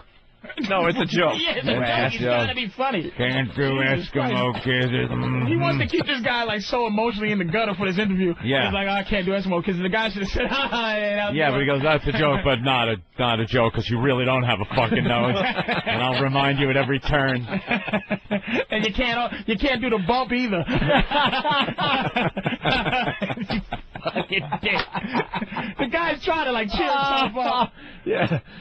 Would you stay with your wife if she had an asshole chewed out? Hey, wait a minute. Would she stay with you like, you couldn't hit her with the goddamn hose? I know. The wife was probably just doing nothing. Get this monkey off me! Or maybe she was getting some payback from their relationship. Yeah, I'm going to get the hose. I'm going to get the hose. Chew his asshole out. Chew his asshole out. Come on, Schnookums. We have one more clip. Now, you've got all these surgeries, St. James, to go through still. You have a lot of nursing care to go through, and yet you feel no bitterness toward these animals. Well, little. I know they had to shoot them, otherwise I wouldn't have been alive. I should point out Mo was not part of this attack, right, LaDonna? No, and I only got one glimpse of him as I was going to the dirt to fall, and I rolled it. I looked directly at Mo, and he was scared to death. I don't think he realized what was even happening. Mo. I would suspect, though, St. James, it would be awfully hard to go back to the scene where you got so viciously attacked. I really don't want to go back to the scene. I'd like to have him maybe put elsewhere. I would feel a lot better if we could be together again. I doubt if he even knows if I'm still alive. We're hoping that they're going to be able to see him. Is that We're working on that. You get impatient, I know, but all good things in time. Yeah. You take care. All the best to you. LaDonna, thanks. Gloria, thank you. Thank you, Charlie. Thank you, Charlie. Don't let the doorknob hit you. All right, next. You're chewed up. Are you serious, dude? It's like, and poor Mo, and you know what happened? Let me tell you, because I got a tank full of goddamn cichlids. Animals bitch other animals up. You understand? Like some fish, they just, you know who the boss is. That poor Mo was sitting there like, if he could tell him, don't come in here, man. He probably knew Karma beforehand. is a dick. Yeah, that this motherfucker is going to just eat your ass if you set foot in here. Mo is bitched up. Mo's like, hey, man, you know, don't come in here. Do not come in here. Mo got, like, he wasn't in control in the house, and I bet you he could come back home now and be in control because he dealt with the guy that chewed out his master's asshole. Wow. They had to shoot him, though. And then now Mo's going to attack him because he's going to go, Mo. And he's going to go, who is this scary nigga? This guy. You better get out of here with no asshole. Where's my motherfucking, where's my daddy? He had an ass. My daddy had an asshole. Yeah, but Conga ate it. No way. Oh, boy. Testicles, Mo. We're going to eat some asshole. Hey, Mo, come on over. Hey, Mo looks scared. Mo just sitting in the corner as Larry and Curly eat this guy's ass. He's just in the fetal position in the corner of the cage. Yeah. You grab his foot, I'm going to bite his nose off. Oh, my God. What an awful, awful thing to have happen. That just, I'm starting to feel the pain of that. It's just, I know. Starting? You had to get through the asshole protection meat. Like, there's your, a lot of your meat butt protecting cheek, but there's that, yeah. asshole protection. Yeah. And then there's, like, he got to the asshole. And the balls. This guy must be in excruciating everything. Every day. Every day. And how obscure is it? It's like, you know what? Hey, man, yeah, I was a survivor of a terrorist attack, or I was tortured. But it's like, you know, it's so uncool to go, yeah, monkey. A monkey got fucked my me asshole. up. It's like, you're that fucked up from a monkey attack, nigga? Yeah. What? It's not like being in Afghanistan and you're shooting at some motherfuckers and they shoot back and clip you and you lose an arm or something. Yeah. And I took out 3 of them and we were, you know. You should see them. Yeah. You can't even say you should see the monkey. You should see the monkey, man. No. Fucking monkey kicked your ass and there's nothing you could do about it. That monkey sitting around, well, he killed him, but he would have been sitting around eating a walnut. Other monkeys, they wouldn't even been going, man, that was some ill shit you did to that asshole. No. It was like... Business as like, usual. You can brag about that. Yo, you went off on that nigga. Man, what happened? Yo, man, you know, you came up in here, right? And then, you know, he just, you know, I didn't like the way he looked at me, so I'd pull his balls off, nigga. They could have thrown him in Rikers and he'd have gotten off better. But that's a threat that if you made to somebody when he's getting ready to fight him, it would be so obscure, like, nigga, I'll chew your asshole out. Rip your foot off your nose. I'll take your balls off and chew your asshole out. You better shut your mouth. Let's go to Dave in Massachusetts. Dave. Ramon gets me an asshole. Punch it out. All right. Hey, we should take a break, Anthony. All right. Before we go to break, one last thing. You know this arch enemy thing? Oh, the meeting with an arch enemy. Arch enemy. I'll play this audio that Tom came up with, and then I have an update, okay? An update? A very good update, yes. Your friends become your enemies, and your enemies become your friends. A lot of people talking. Isn't it funny when you read the message boards and speculation threads, and they grab like a word that was said during a sentence and just run with it, and it's completely wrong. BCN and that is right. Love reading those. And then we hate everyone that was at WAF. Jeremy, Tim Savy and Jim Brewer used to be a great taking a meeting with an arch enemy in the very near future. With an arch enemy. You got to think they're going to help us eventually. I believe this meeting will be going down in the very near future. You're meeting with Mr. Pat Morita? No joke. An arch enemy. We might not have a choice. Might not have a choice at this time. That's how I'm justifying this stupid meeting, by the way. It all makes sense now. It has to happen. It has to happen, Anthony. This enemy now will be our friend. Beyond AM, Beyond FM is XM. It has to happen, Anthony. You lose all your friends, and then your enemies become your new friends. The arch enemy? Yes. Will be revealed on Friday. Friday? On Friday. Ooh, the big reveal. The big reveal will be on Friday. Mm-hmm. Oh, yeah. Oh, yeah. This definite? Huh? This is definite? Yeah. Mm-hmm. I believe that's when the press release Oh, there's a press release. Oh, yeah. The arch enemy has been hired. Oh, it's been done. The arch enemy has been hired. When's the meeting? Before or after the press release? Probably after now. After now. Feeling a little bit under the weather. Had to cancel a lot of meetings. Didn't the meeting have some influence on whether this person was coming on board or not? It will all be revealed Friday. Very dramatic. And to DirecTV, Anthony. Isn't that great? That is very, very cool. We'll be heard all over Canada and on DirecTV. We're already international online. Yeah? You'd get XM online. We've heard from people in Iraq. We had some dude from Nova Scotia. He didn't get on the show, but he was calling in. We didn't get to him in time. 911 audio from the tornado thing from Indiana. Tornado thing. The tornado thing.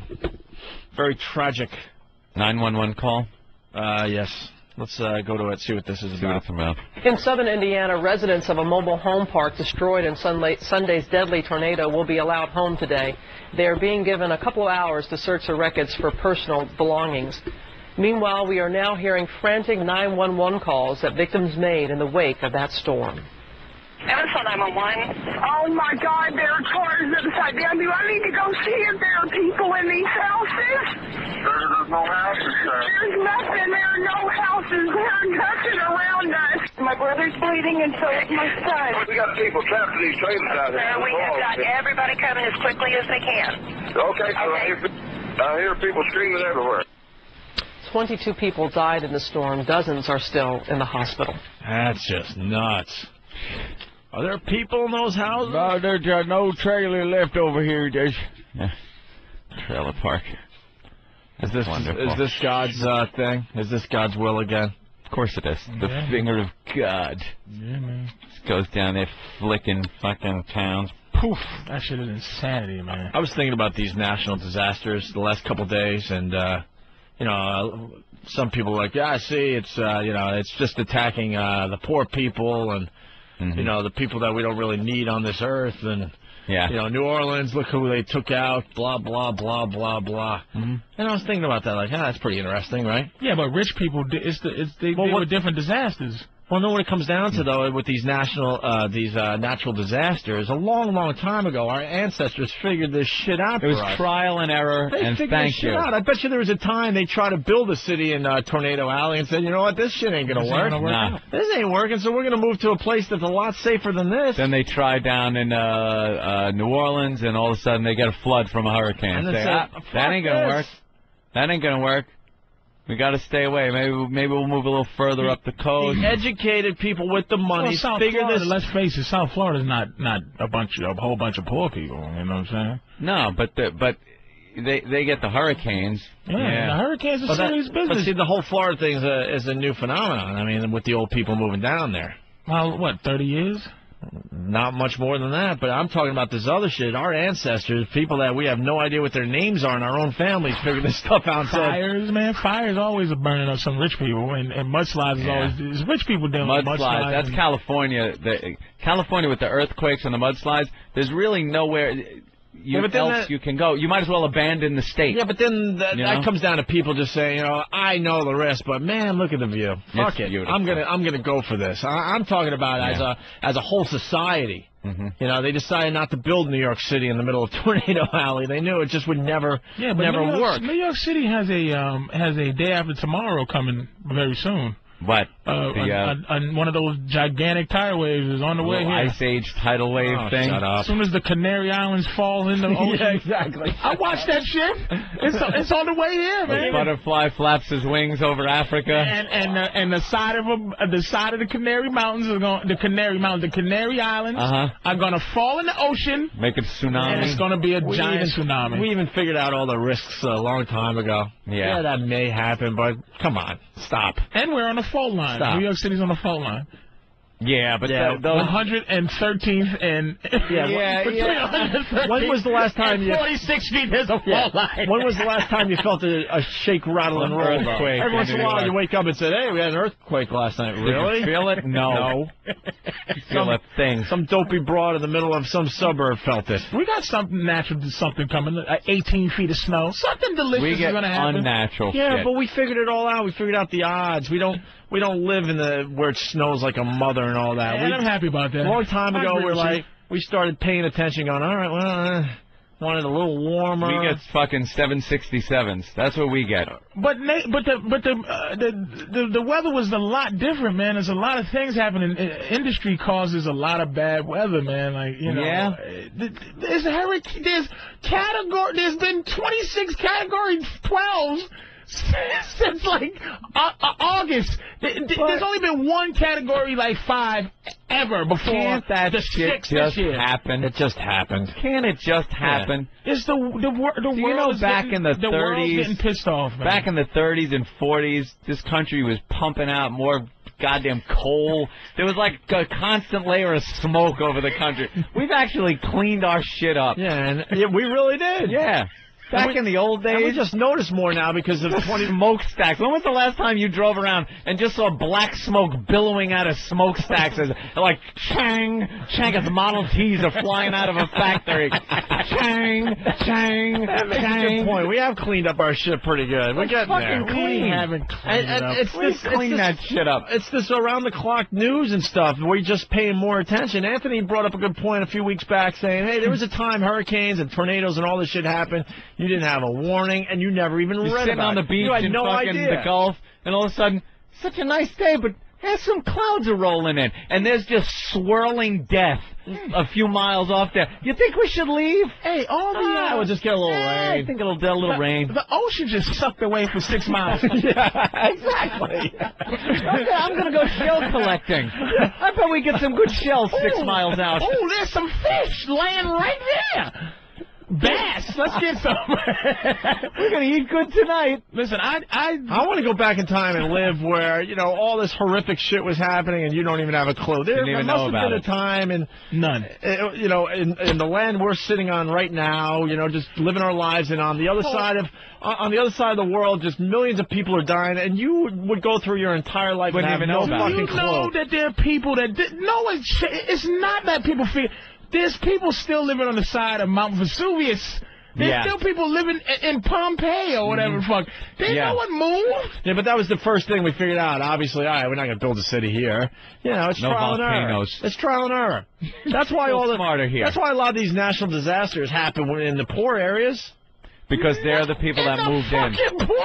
Because they're the people that moved in. I'm telling you. A Republican? Why build a nice house in Tornado Alley when it's going to get destroyed, when you can just wheel your trailer home in? Someone about the fires every week where rich people live. Where's that? Someone in the back.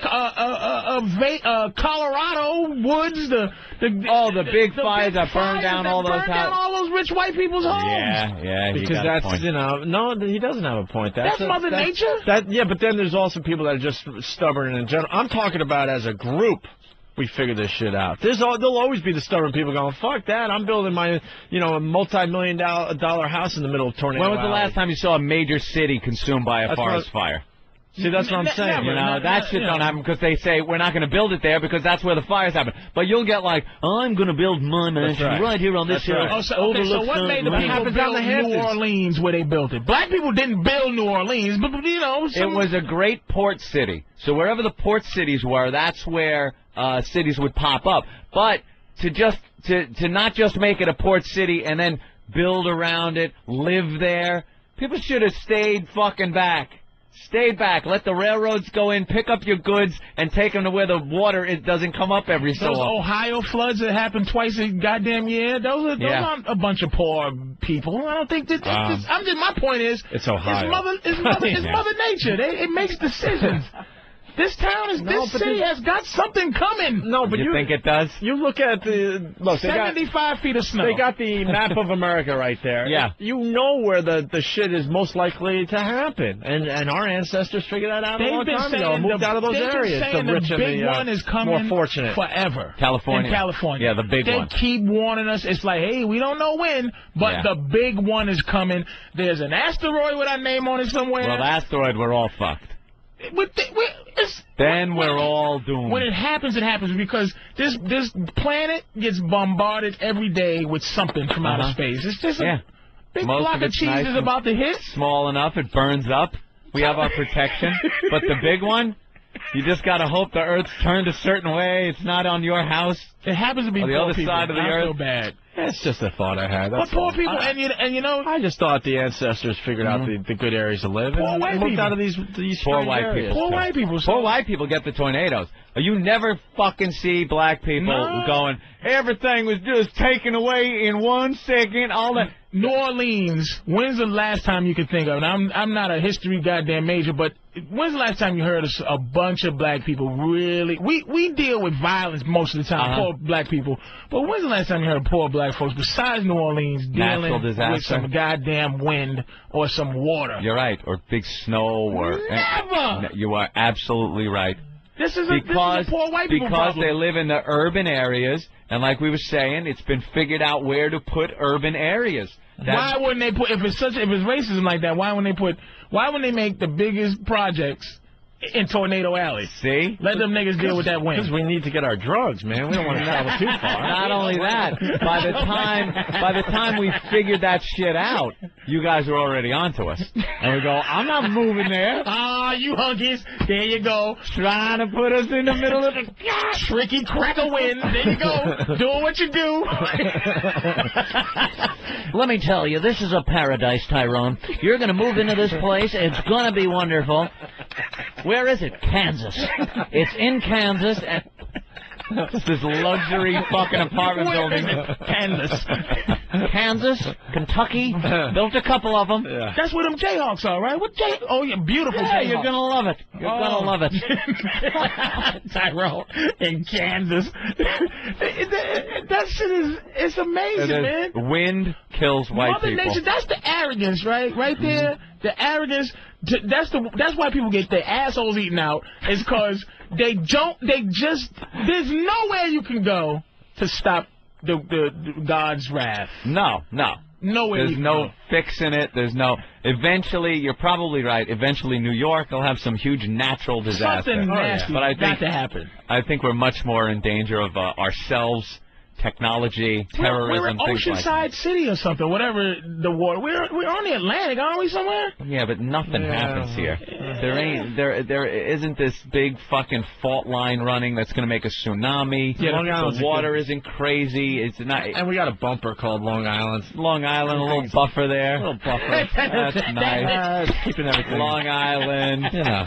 Fuck it. What's really going to happen? Exactly. It's just a stupid theory I'm working on. Yeah, you keep working on that one. Just poor people dealing with this situation. Yeah, I'm thinking the ancestors. We had all of America. We're like, all right, covered wagon, settled down, built a little village. Going, all right, let's build a town here. Oh fuck, there's too many tornadoes, so we'll move it a little further this way, a little further that way. Like why Chicago? Because Chicago's in the Midwest with all that. Yeah, but there's horse shit. It's another port city though, Chicago. Chicago, right on the lake. What? Right on the lake. A lot of commerce comes into Chicago on the lake. On the lake? The Great Lake. There's a Great Lake. But isn't only... There were a lot of There's no outlets. Is there an outlet for that lake? There you go. You could get up into Canada. You could get out. Didn't Lewis and Clark find a way? Or that other two guys? I don't know. The lakes they're massive, man. And there were a lot of Henry Hudson. There were a lot of cities on the lake, and now they're not rebuilding those areas anymore because they don't want to live there. Where's that? Like Buffalo. Oh, has its problems. Well, see, now that's a lot of stupid. That's the dumbest city in the United States. They had a lot of industry up and down. I'll say it. Up Buffalo. and down the coast to the right. That lake there. That is somewhere that Buffalo the dumbest city. Years ago, when Opie was talking about when we were trial and error, you set up a little village. If it lasts, it builds. It gets bigger and bigger. If it gets blown away or frozen over or something, you move on. You go somewhere else. Buffalo, for some reason, decided, hey, this place is a fucking freezer, but let's stay here.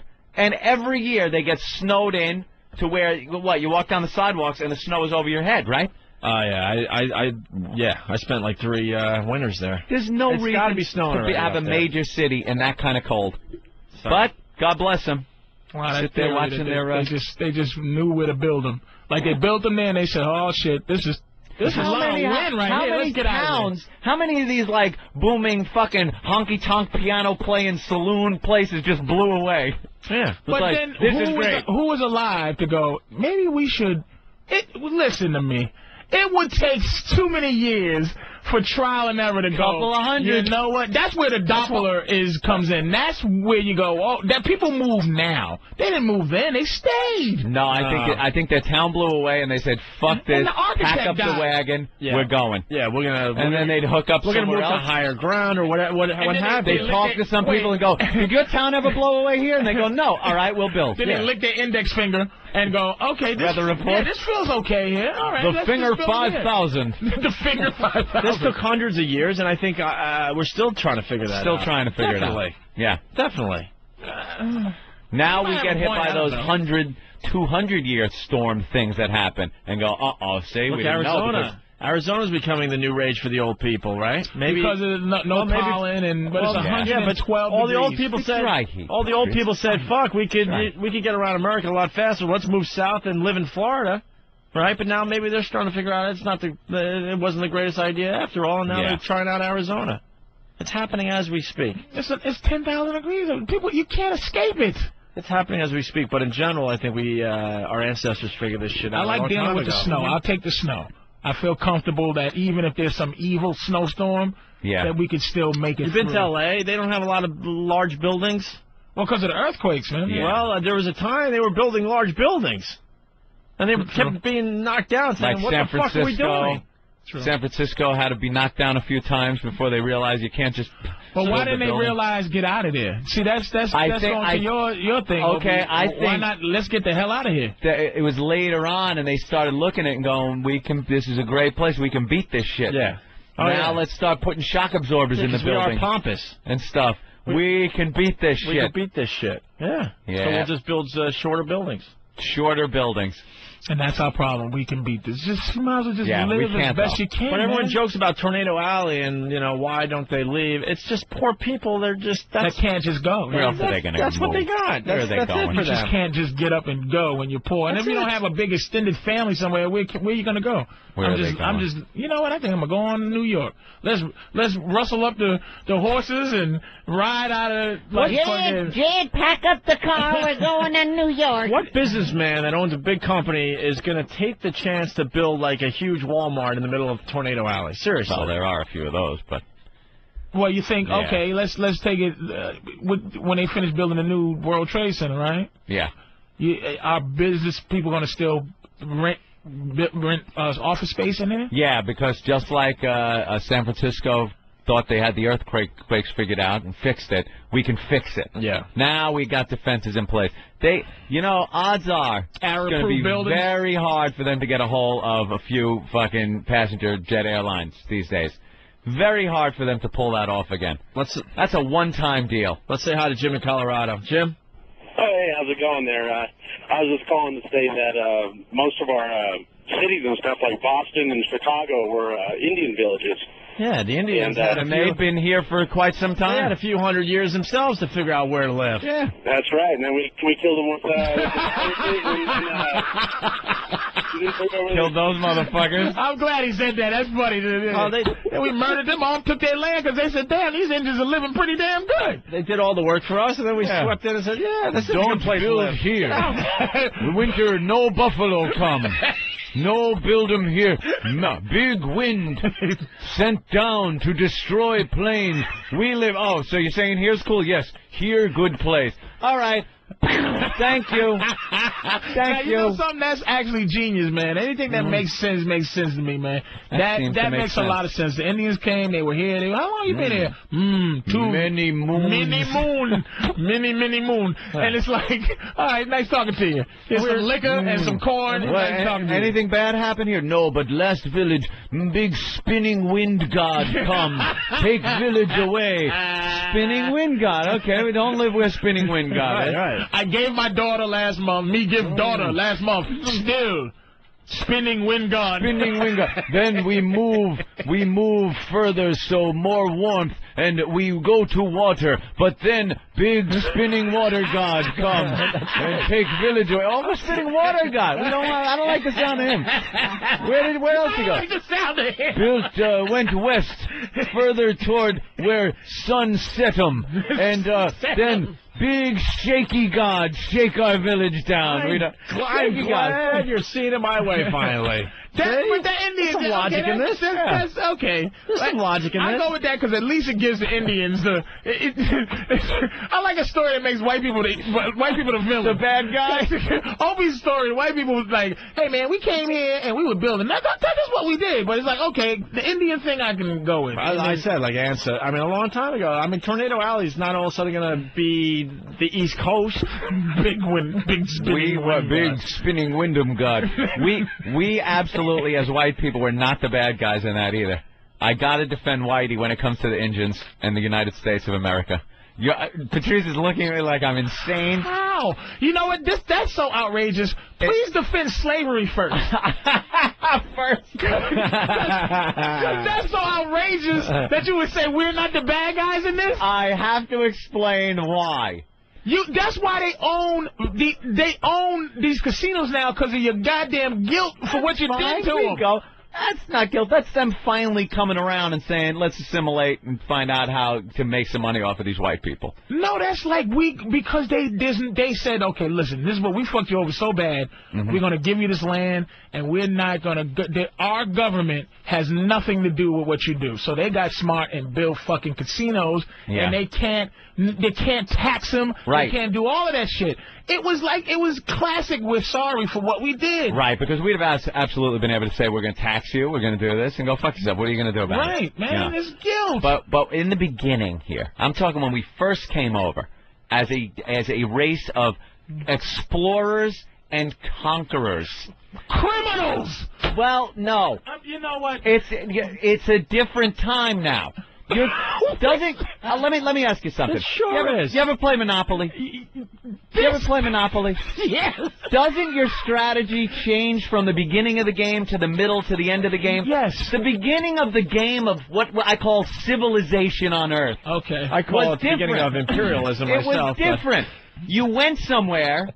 If you were stronger than who was there, you took their shit. If someone else was stronger than you, they took your shit. Up until a certain point when we started figuring out maybe this isn't right now because of the times we're living in. But at the beginning, it was all a matter of coming over, kicking ass, and taking the property. Conquering. The beginning of Monopoly. What do you do? Click, click, click. Move your dog, move your thimble, buy. Buy it. I'm buying. I'm buying this. I'll buy that. Everything you land on, you buy, buy, buy. Then once you have the shit, now you start negotiating. I'll trade you Park Place for all the yellows. But how do you trade what you took? It's the beginning of the game. Yeah. You're a conqueror. You're right. leaving your nation, going to some unknown land. That was the time. If they can't hold their shit. The criminals came from England with muskets. Criminals. And paintball these poor people who all they had to do was relax. They didn't know their turkey. They could have come here, and there could have been 50-foot giants with laser beam eyes and kicked their fucking ass. The balls they had to come over here, not knowing who was over here. You motherfucker. It was their luck that there was some fucking travoid dragon not invented the wheel yet, motherfucker. You know what, Anthony? Master Johnson was an adventurer. I just realized that.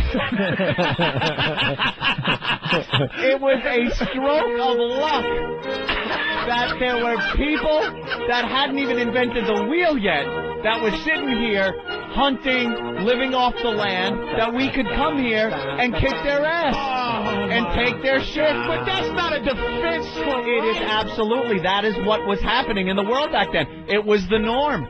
That is absolutely, it was accepted behavior in this world.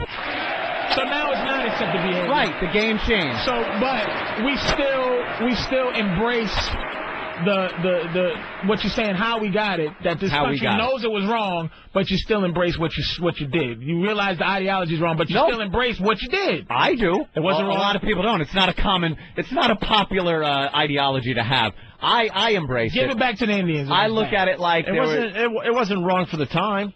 No, you hopped on ships. That's all the rage, conquering. It wasn't conquering. That's what people did back then. What are you doing? I'm an explorer. I'm a conqueror. Yeah. That was pretty much it. When you look back now, it looks a little ugly, sure, but at the time, it wasn't wrong. Balls you had to have to hop on a wooden ship. Take a couple of months to cross an ocean. Why? When you was relaxing in Spain. Because you needed more land. To send your people where? To kick some ass, to be the top dog. There was never immigration till 1900.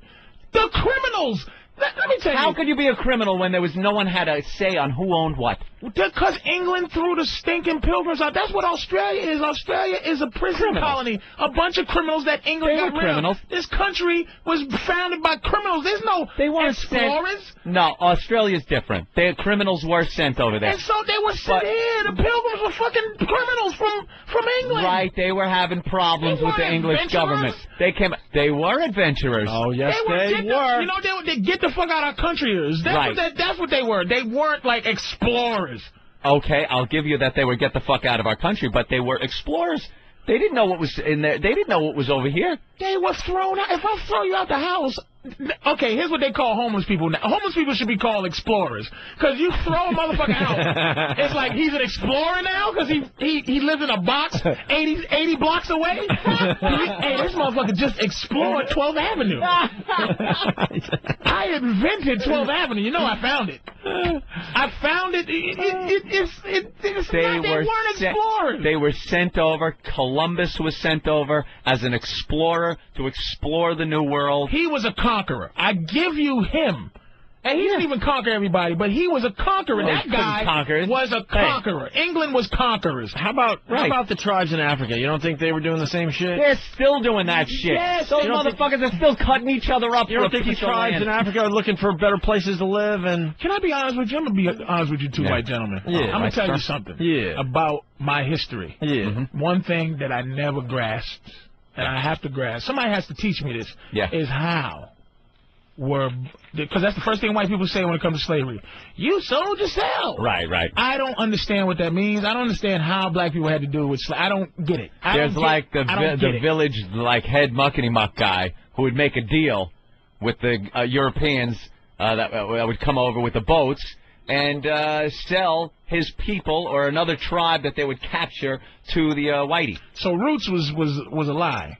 That white people just came in with a couple of things and tied around their neck and stole some black people? I think it'd be difficult for a bunch of Europeans to circumnavigate the jungles to go finding you guys and bringing them into a boat. Find you guys. I think it's easier to get a muckety muck that knows the lay of the land. Go find you guys. Who needs that? You put a middleman in there. He knows where the good spots are. You go risk getting your ass eaten, huh? You think I could stay on the shore here close to the boat? Come around the jungle. They eat assholes. Don't go in there. Motherfucker, fuck that. Don't make a deal. Make a deal with somebody that knows the lay of the land. Y'all just accept that shit. White people always think a way to absolve themselves from guilt. It's like, hey, that's what they was doing back then, conquering. Hey, y'all, we made deals. Once we figured out you guys actually were human beings, then that's when the problem started, and it had to be remedied, and slavery had to be abolished. But at first, I don't believe slavery. I don't believe slavery. This could be. I don't think it was personal at first. Right, it's business. Because now I just don't think that black people aren't slaves because anybody became good people. I just think, what you gonna do? Have a nigga fax something? Fax this nigga?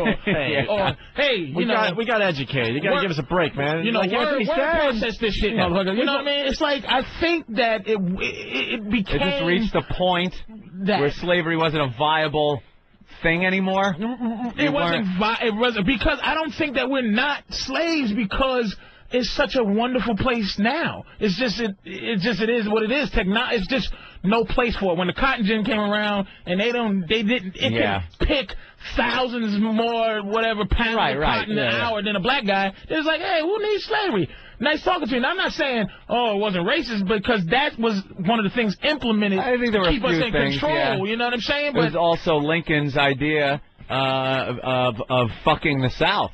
Right. The South ran on slaves.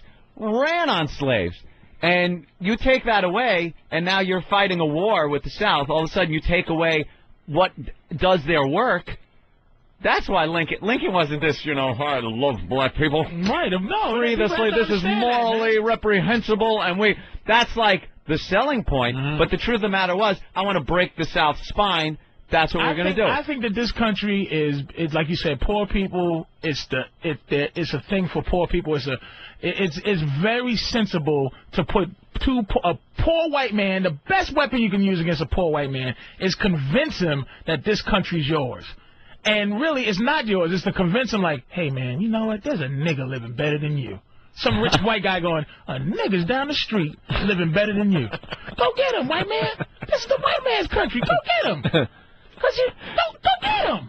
Because it's a dream you selling, that entitlement shit where you go, how the hell can I be broke? How can I watch, this is why white people hate T.O., and how can I watch this nigga who's making this much millions of dollars, and I should be doing that, and this is my goddamn country. Do you think that thinking is still going on widespread? Motherfucker, people from Poland. Entitlement. People from Poland are in the Klan saying, get out of my country.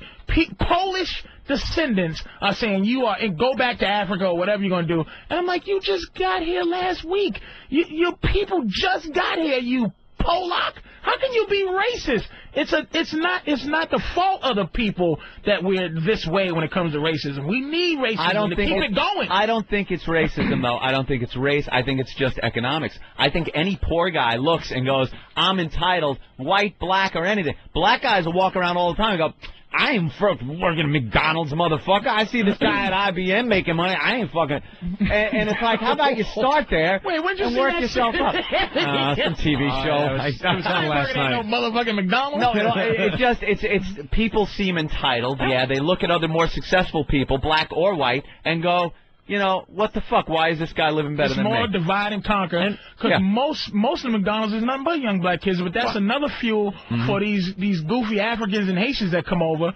And they go, they do what you did. Because there's a Haitian doing an impression of a black kid going, I ain't going to work in no motherfucking McDonald's.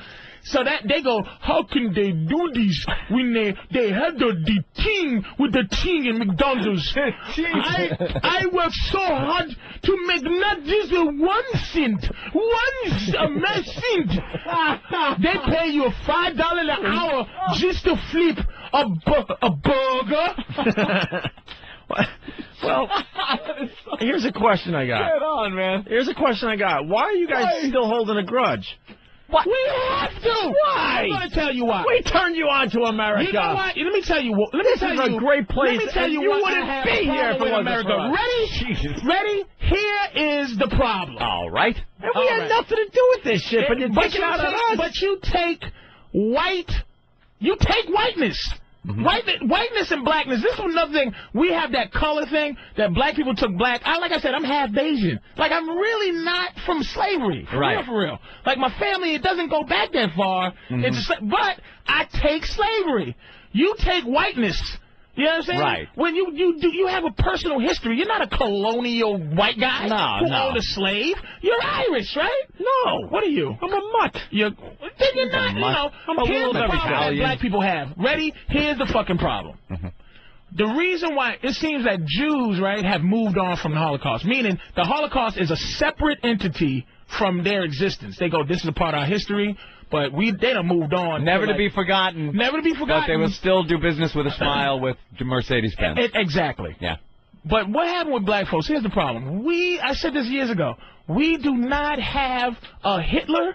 We do not have a group that we can go. Like, white people are our Hitler. We have a color that we just don't like white people because that's the mustache y'all got. The white skin is the Hitler mustache. There's no finality for us. It's just like, okay, you free, nigga. Can we have, like, this guy, John Skimpenbrook, who started slavery? We don't even have we don't have the originator of slavery. We had a picture of the motherfucker. No closure. No closure. You need the guy. We need something to go, hey, America is great, but you got to still be... You need a guy that can be put up on a dartboard. That we can go, okay, white person, I don't have to dislike you just because you're white. I can dislike Hitler face over here. Right. You need a symbol. Jews have Hitler. Right. And about 8 other motherfuckers you can name by name. Himmler, Heimlich, Mengele. They got watch a that bunch Heimlich of... maneuver. That's when they sweep around the... Is it Heydrich? Not Heimlich. Heydrich. Whatever. Heinrich. Where would your people be if it wasn't for slavery? Would you have come over to America under your terms? We would be in Africa, not comparing our existence to anything. We would be like, we'd be in Africa living how we live. But there would be no, damn, I wish I was over there with them white people and Indians. We would just be living how we live. Who the hell knows how we be living? There would probably also be immigration. People coming over here, being successful. We would probably went to without England. any of that. Right. Which is what they're doing now. England is dealing with Africans now. That's why there's racism in Ireland now. Yeah. Because there wasn't because there was no blacks there. Now there's blacks there, and they're like, what the fool are you motherfuckers? But they need blacks to come over and work. They're growing like that. Yeah. So I'm saying that's what our anger is. Our anger is we just free, and now we just live with you. Like, hey, how you doing? We don't bother with you guys anymore. It's all about the Arabs. Jews, they don't look. Jews have a way to not Arabs are the new niggas. That's why I'm so happy that they're how they are right now. Now we got somebody else. Somebody else that a black person can know what it's like to be a racist. White and black alike can just not stand somebody. Can really like Arabs hate together. See, this might help us all out. Come on, let's hold hands. Thank you, terrorists. Hold hands. Kumbaya. Let's go. Come on. Let's sing We Shall Overcome. Thank you, terrorists, so much. Because I know how to be racist. They united. Now it's all about the... I saw your HBO special. Dibble, dabble, dibble. Yeah. Now it's all about It's all about them now, right? That's for them doctors, man. The goddamn doctors. Ibble, dabble, fat. Ibble, dabble, pills. Just coming over here arrogant because they come over and they become doctors and they think that I ain't shit because I ain't a doctor. Yeah. You had the opportunity to ibble double be a double double. Ibble double doctor, ibble double pills. There are a lot of like Indian doctors. Because they think you ain't shit when you come over here and you don't take advantage of what this country has to offer. Fuck you, Asians, you foreigners. 15 of them living in one room. They're working like 80 hours a day, and you know, people respect that work ethic. Ugh. Yeah. I hate that. I work hard to be lazy. I hate the fact that they're behind the cashiers. No personality whatsoever. I feel sorry for your mother. What you say? What? I love that scene, man. He keeps playing the tape for his friends. What you say? I feel sorry for your mother. For your mother. You know what? Go get the tape, bitch. We didn't even get to Tyra Banks and her stuttering show. We love the Tyra Banks show. Yeah. It's very easy to goof on. We didn't get to the trading spouses broad, the psycho-religious woman. We might be able to play a couple clips of this, because part 2's tonight. Part 1 was last week. Yeah. This trading spouses show is amazing. She's certifiably insane. I used to watch this show a lot, and it seemed like they kind of really tried to get extreme with it. They would take a wife from one family and put them in another household. Yeah. And vice versa. So she'd have to live as the wife and mother at a whole other house. And it started getting a little odd. Like they would put a black woman with a white family. So you'd be like, all right, that's kind of cool. You know, cultures colliding a little here. And then they put like this pacifist woman with a family that has somebody over in the war. And they'd put some animal rights activists with some guy, a family from Louisiana or something that was just had chopped off alligator heads in the backyard. So they were really trying to push things. And now they came up with this woman who's a religious nut, a Christian woman, and put her with a very open family as far as their religion goes and their beliefs and things. You know, they agnostics. Yeah, they'd have no problem fucking with a Ouija board and things like that. And this woman is just so strictly Christian, she freaks out. Yeah, let's get to the audio because we're running out of show. They say that nobody's happy unless I am happy. That's hitting the spots. That I am what controls the whole house. I am a queen. It seems to be the consensus, so I guess I'll have to give in and say that that's true. I need my back pops. As long as she gets her way, she's happy. It's better if I just try to work with her and do the things that she wants. Pop it, pop it, pop it, pop it. Oh, I love my husband. What I appreciate is how passive Barry is and how much he does. Abigail just dropped a glass on the front porch there. If you don't mind getting that, I'd appreciate it. I'm kind of the handyman. I'm the pool boy. I'm the yard boy. Trash and stuff. That's pretty much for Dad to do. All right. So they're setting it up there. So the psycho-religious woman, now she's talking to God in this clip. Oh, Lord, thank you. I felt you last night. I can hear God.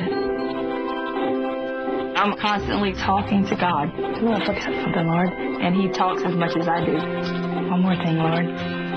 Help me make some Cajun food that everyone will like. If you don't believe that God died on the cross and he's our Savior, Lord Jesus, thank you for gathering us all here today. That bothers me. All right. We're rushing through this. We'll have to wait for tomorrow. I want her screamy clips. I know. She loses her mind. The blows up on new spouse's radio show? I don't know. Let's try this one. I think this was the one. Fan would know. Was this the clip then? Yeah, the last two are for I want loony clips. All right, here we go. Well, she doesn't get fully loony till tonight. Yeah, I know, but I've heard some Tonight's loony part clips. 2. Yeah. Find me a church. I've done everything everybody else wants to do. Find me a church to go to. I need peace in my heart. I need it now. Bring me. I didn't know what to do. She's a little bit far out of control. I'm a little bit confused by all that. I'm not fence riding. I'm taking a stand here. I will not go to anything else. I don't want psychology. I don't want anything to upset it. This is a test. This is a God test. I feel like I've just opened a window that I just really did not want to open. I feel like I need prayer because I feel so uneasy and I'm so alone. I feel under attack, a spiritual attack. I have to stay on the ground. Holy crap. She is so fucked by religion. She is like addicted to religion. She has to get to a church.